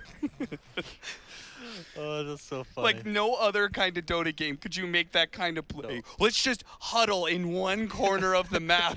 It'll be okay. And it works. It works because of techies. 5,622 damage in 35 seconds. That was probably my favorite moment of this TI. I mean, that was a sick game plan, though. If OG just managed to run Paparazzi straight into the mines, that would have been so cool. And we're But going to see that this again. They almost pop is like 3 better. mines It here. looks so grim for Yeah. them, you know? There are 3 heroes dead, 2 alive, and suddenly Full Look at HP No-Tail. heroes are Alchemist. dying. Look how tanky he is, but it doesn't matter. That is sick. was And so now, good. now Jarex has an Aghanim Scepter I'm already. actually interested. What's the level? Oh, you see level Techie is 15. I Mhm. believe they killed the Mirana too. He got the Shriek, I think, alone. EXP from that, and now suddenly he's level 15. He pretty much got the streak for everybody. Yeah. His entire team was dead. Yeah. Yeah, that was 1,100 for Ori's kill. Jarex is now the highest level on his team by 2 levels. He got Yeah. 1,000 for the Alchemist kill. That is showcasing the ridiculousness of these killing streak EXP. It's kind of stupid. Mirana is lower level than him. Even Mirana is owning the whole game, you know? You get a couple of streaks and you're good. Just imagine if he had the 25 or 30 experience gain talent at level 10. What did he end up taking instead? The proximity mine cooldown. I see. Well, technically, that's the one that scales. Yeah, Yeah. it kind of scales better. Absolutely. I mean, you're putting these mines down all the time anyway, so you kind of why not take that every time. And now he's got Aghanim Scepter and the regen talent to match with it, so he's never going to have to go back to base. I mean, this point on, the game is going to be pretty cancerous for them. Because like these mines are too much damage. They can't run up these high grounds anymore. Who do you think has the better ultra late game? Like, let's say we go 50+ minutes. Who's winning this? I think it's pretty even actually, because I think the Abaddon kind of scales as a support to save them, and Yeah. they don't have that many ways to deal with it. But if it comes ultra late game, OG is gonna run them over because the Slaughter gets 25. You can't dispel their haze anymore, and your cores are just gonna die. I see. So that's something for OG to always play for. Yeah, I mean, Techie is usually you can go any point of the game. You can always win. You know? Thompson tried to leap to the tree, but Paparazzi was too fast. Saw his moment of opportunity. This feels like such a weird game because it just feels like Jarex. It has to be Jarex right now. That. Yeah. I mean, Vici really wants to fight right now. They just hit the AC Radiance on Alchemist. It's kind of their strongest timing. They just need BKB on Paparazzi now, and they're pretty much set. Like, they don't scale that much better anymore from this point of the game. A proximity mine just revealed where the smoke was coming for, and that's why Jarex gets the suicide up into the high ground, and they try to chase up to high ground, but they almost die in the process. DY. Saved by the borrowed time. It's a different kind of game when you have to play against techies. The first remote sign has been used, by the way. He just shut out Roshan. That's now no longer a possibility. So we're gonna watch No-Tail get picked off by the Frostbite. I mean, Jarex recognized like the next thing Vici wants to do. They wanna kill Roshan because they got the AC on Alchemist. It becomes Where so did he much hide easier to do it. the sign? Oh, right on top. Yeah, right on top of the mines. Seb. He can kill the Abaddon, but I don't think it's worth it right now. This Blink Dagger, Alchemist. You just give him one more stun, and he can kill almost anybody in the game. They're just getting picked off all over the place right now.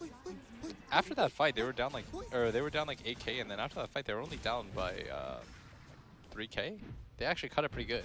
It's like 3-4K lead. Yeah, I mean, Alchemist comes back and starts farming, so you know the disparity grows. Kind of interesting. He queued up hard. I think it's a Techie's thing. I'll see. You wanna be tanky against these mines? Yeah. By the chance, you know, you run into them, you might survive with the hard.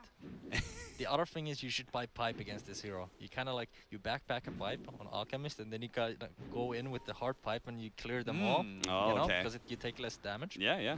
You can't have, I guess Yang can't really buy it or anything like that. Oh, they know Thompson's up here, by the way. Just shot an arrow backwards. Checking the trees. but I feel like you do need to wear the pipe yourself, because it's too much damage otherwise. Like this 400 damage barrier is not gonna clear anything. It's like less than 1 mine. Jerix has covered all the high grounds. There's little traps all over the map. And VG Gaming, I mean, they just can't really invade OG's side of the map. They just kind of have to give it to him. Yeah. And that's the Until they wild have this part, right? art. Is because in a normal game, right now, Alk would just be hitting tier 3s. Yeah, I mean, usually you get Roshan first, you try to get a pick off, and then you poke high ground. Because I feel like in this patch, it's really hard to just straight up push high ground. Like 5v5, like people have gotten really good at defending their base, so you kind of need a pick before going high ground. I feel like a lot of these high ground, you just go 5v5, it usually backfires into you, even though you have Aegis. Do you think high ground's like harder to take than it was before? I mean, at one point there was so many shrines in the high ground, so it was kind of hard too. That's true, so that's it's true. like, I think people got better too. I think a lot of the meta heroes are like very good at high ground Oh, defense. he went for the mine. Oh dear. And he DY. missed. And now VG Gaming seeing that, they know that Roshan. This is a rough position to be in now. Yeah. This is kind of the breaking point. They're giving up Roche. What do you think of the Aghanim Scepter for Seb, by the way? Yeah, I think it's the best item on Slaughter. I'm Really? not sure first item. Yeah. You like the puddle? Yeah, I think it's really good. I mean, even if he puts it down, it's really hard to hit spells on this guy. Yeah, the status resistance is pretty crazy at Oh, that point. okay. They are going to be able to get the lasso, pulling him out of the pit. Roshan is so low, but unfortunately, there's nobody from OG who can take advantage of that unless No-Tail's going to try and run back in. His Firefly's done now, though. It was a cute play, but they needed like one more hero there, and they could have done it maybe. Casual lasso and just throws away. Well, he pulls them into mines, but that's not very many. Could you imagine if there was like some Thompson Monkey King that jumps down, snipes the Roche, and gets That out? would have been an OG play for sure. Dude, OG just kind of does stuff. Yeah. I don't know really why No-Tail decided to do that. Like He would have had to hit the perfect timing of grabbing him right as Roshan dies. I think he didn't really think it through. You know, if he lets off the Alchemist, there's no more damage on the Roshan. I mean, maybe that's the secret to OG, right? Just don't think it all the way through. The status resistance helping Seb get away from Yang, and Yang definitely overextended himself here. I like that. tip him. Tip him.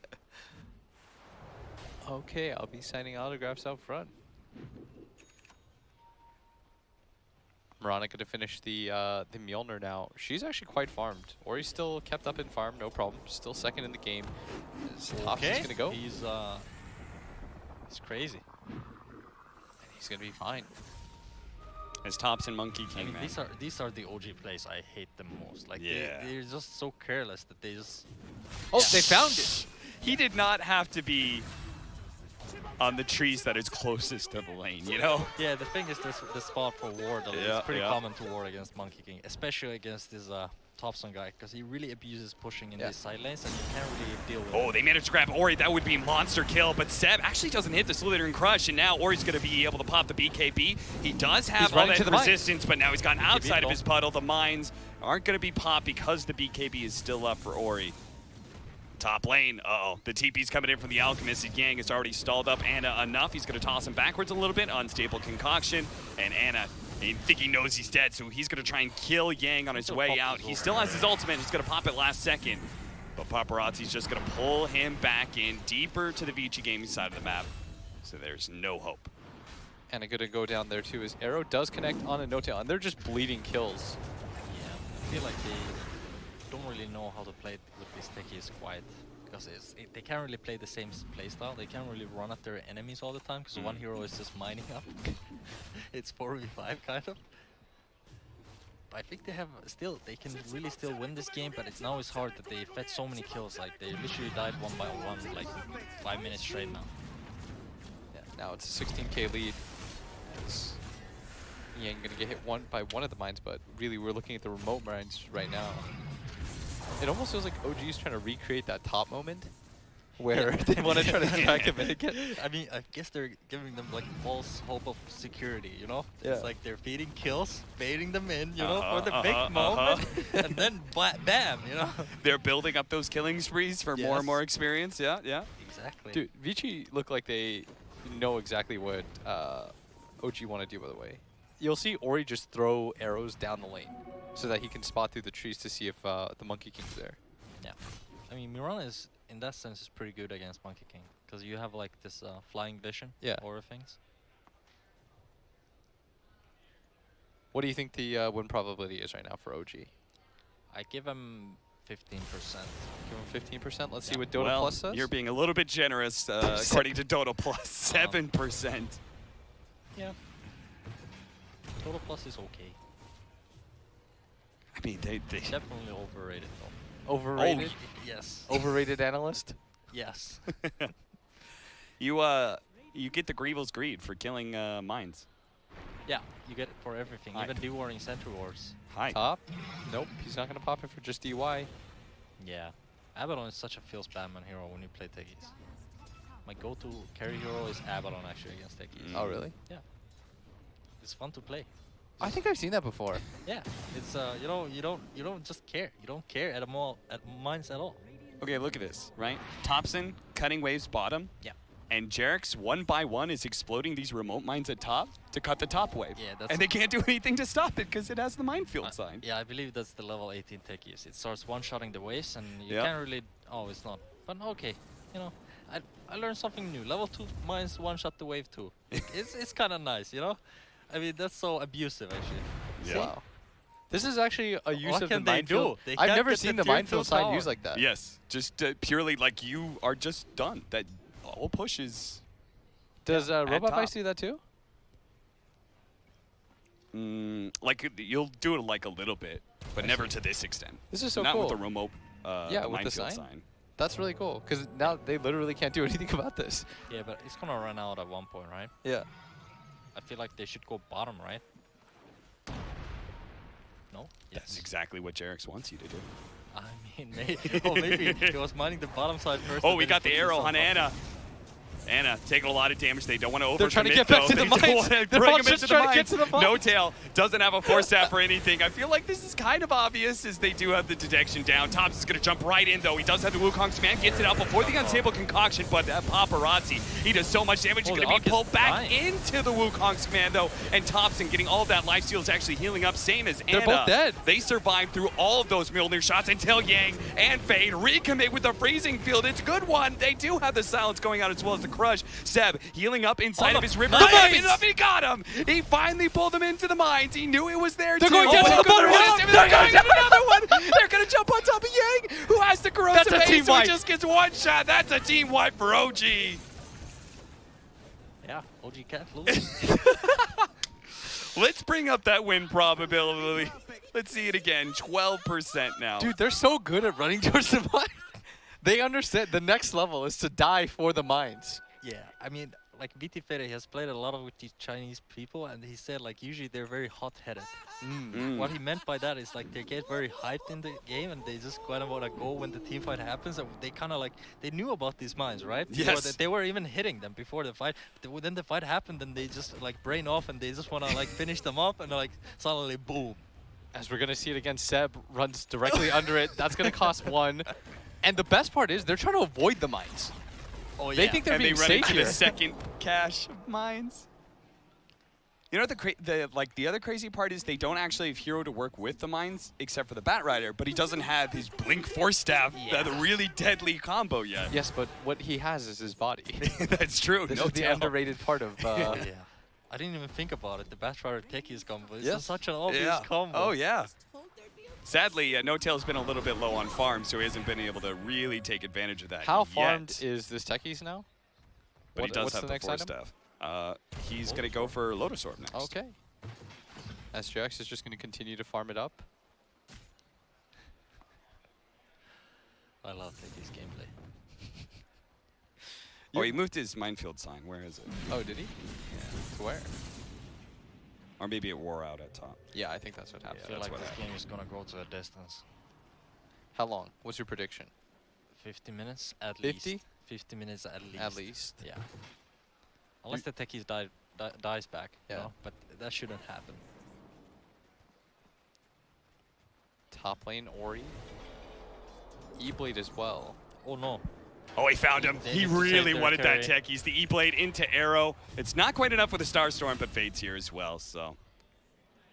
The thing is, they're cutting both bottom waves with the mines and top waves, so nothing is gonna come out of this. Oh, he missed that one. Maybe it's just, he's just waiting for it's the lure, yeah. Yeah. He's going to make him think, oh, we can push out bottom. And then Thompson's just going to like boundless strike the wave from on top of the trees or something. And he's still not going for the wave.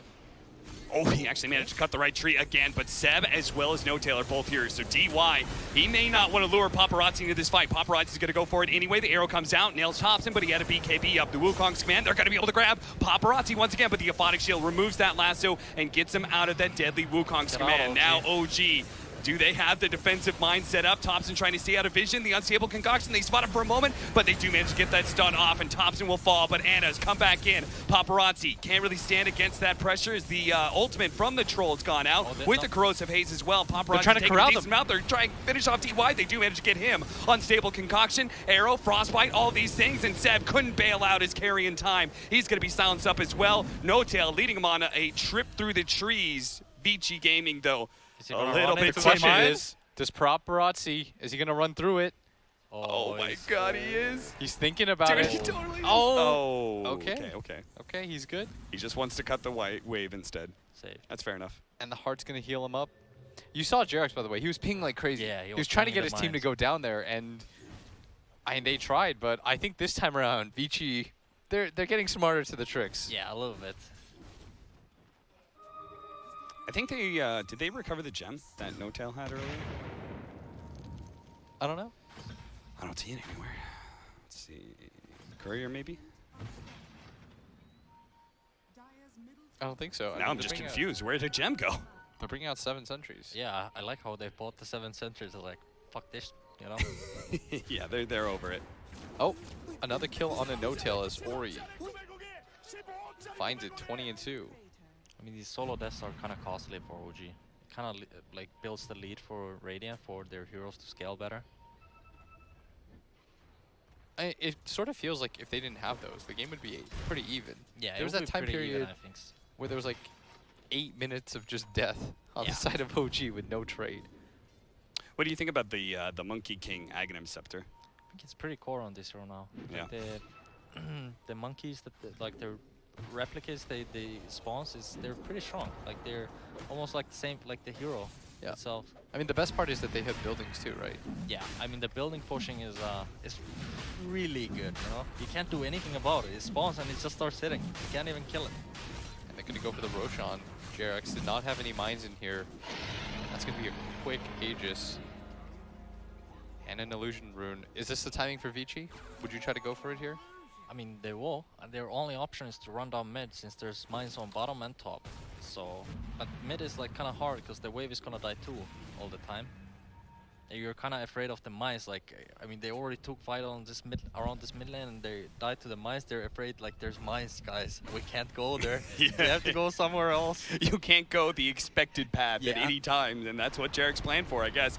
The triple arrow does go out and nails Anna. They do have the defensive force staff. Anna, is he going to have enough time to be able to get the battle trance off? He doesn't. And Vici Gaming, with a little bit more confidence now, thinking about pushing towards mid. Jarek's starts scrambling to lay down some remote mines. Thompson's going to try and buy him some time, but look at that. Fate was in great position to be able to buy some space. Just instantly catches Thompson. He jumps down to try and kill the creep wave, and now Thompson, unlikely to be able to escape. Gets a lot of damage out with the Wukong's command, but it's not enough. And they're going to heal that off too with the heart. Paparazzi's just going to continue to march down with 2 heroes dead. Quite unnecessary deaths here. But maybe he bought him enough time because he's got the minefield sign as well. Yeah, the puddle is down too. Yeah. Man, this is really the ultimate like zone control. Wukong's command, puddle, mines, fire from Napalm. Oh, they got the top wave in. I think Jerax wasn't paying attention to skip the wave. So he plants the minefield side, and now Vici Gaming are like, uh-oh. Are there just a ton of mines here? They probably read through that one. Paparazzi's certainly tanky enough. That was just a bluff, as now he's going to make his way towards mid. And that's where the real mines are, and Paparazzi he actually didn't gets get him. dangerously low, almost loses his Aegis, but just like that, he quickly gets healed up, but No-Tail sees his opportunity thanks to the stasis trap to be able to pull in Mirana, but it's not good enough. The freezing field, as well as the aphotic shields, are there to be able to protect Ori. Now Yang jumping in with the avalanche toss back. He does have that puddle, though, so Seb is actually pretty indestructible in this area behind his tier 3. Anna trying to bail this fight out, but he just doesn't seem to have the damage to challenge Paparazzi. Jump in, pull him out of that puddle, toss him away, silenced up as well. That Blood Orchid is going to be good enough, and now the arrow onto No-Tail, that just means an extra kill. They actually jump in his stasis trap, but there's no mines to follow it up. Jerix just poking at him over and over again. Paparazzi's choice of the heart is proving to be tough for OG to be able to break through. They're going to try and chase down these heroes with Thompson being able to jump to the back line. The balance strike onto 2. Yang will be able to toss Ori away from all that danger and help him survive. He activates the BKBs. He goes for the kill onto Jerix. Jerix trying to go for the suicide, doesn't get it. Paparazzi comes back in his second life after the Aegis. He goes straight for Thompson. Wants to be able to remove him. The Force Staff actually gets rid of the Wukong's command, and he's able to be finished off by Paparazzi. Seb, he's the final core left in this fight for OG. He's the last one standing to be able to prevent VG Gaming from going for it, but he just doesn't have any damage left. VG Gaming, 3 cores dead on the side of OG with no buybacks, just go straight for the throne. There's no way Jerix can pull a rabbit out of the hat for this one.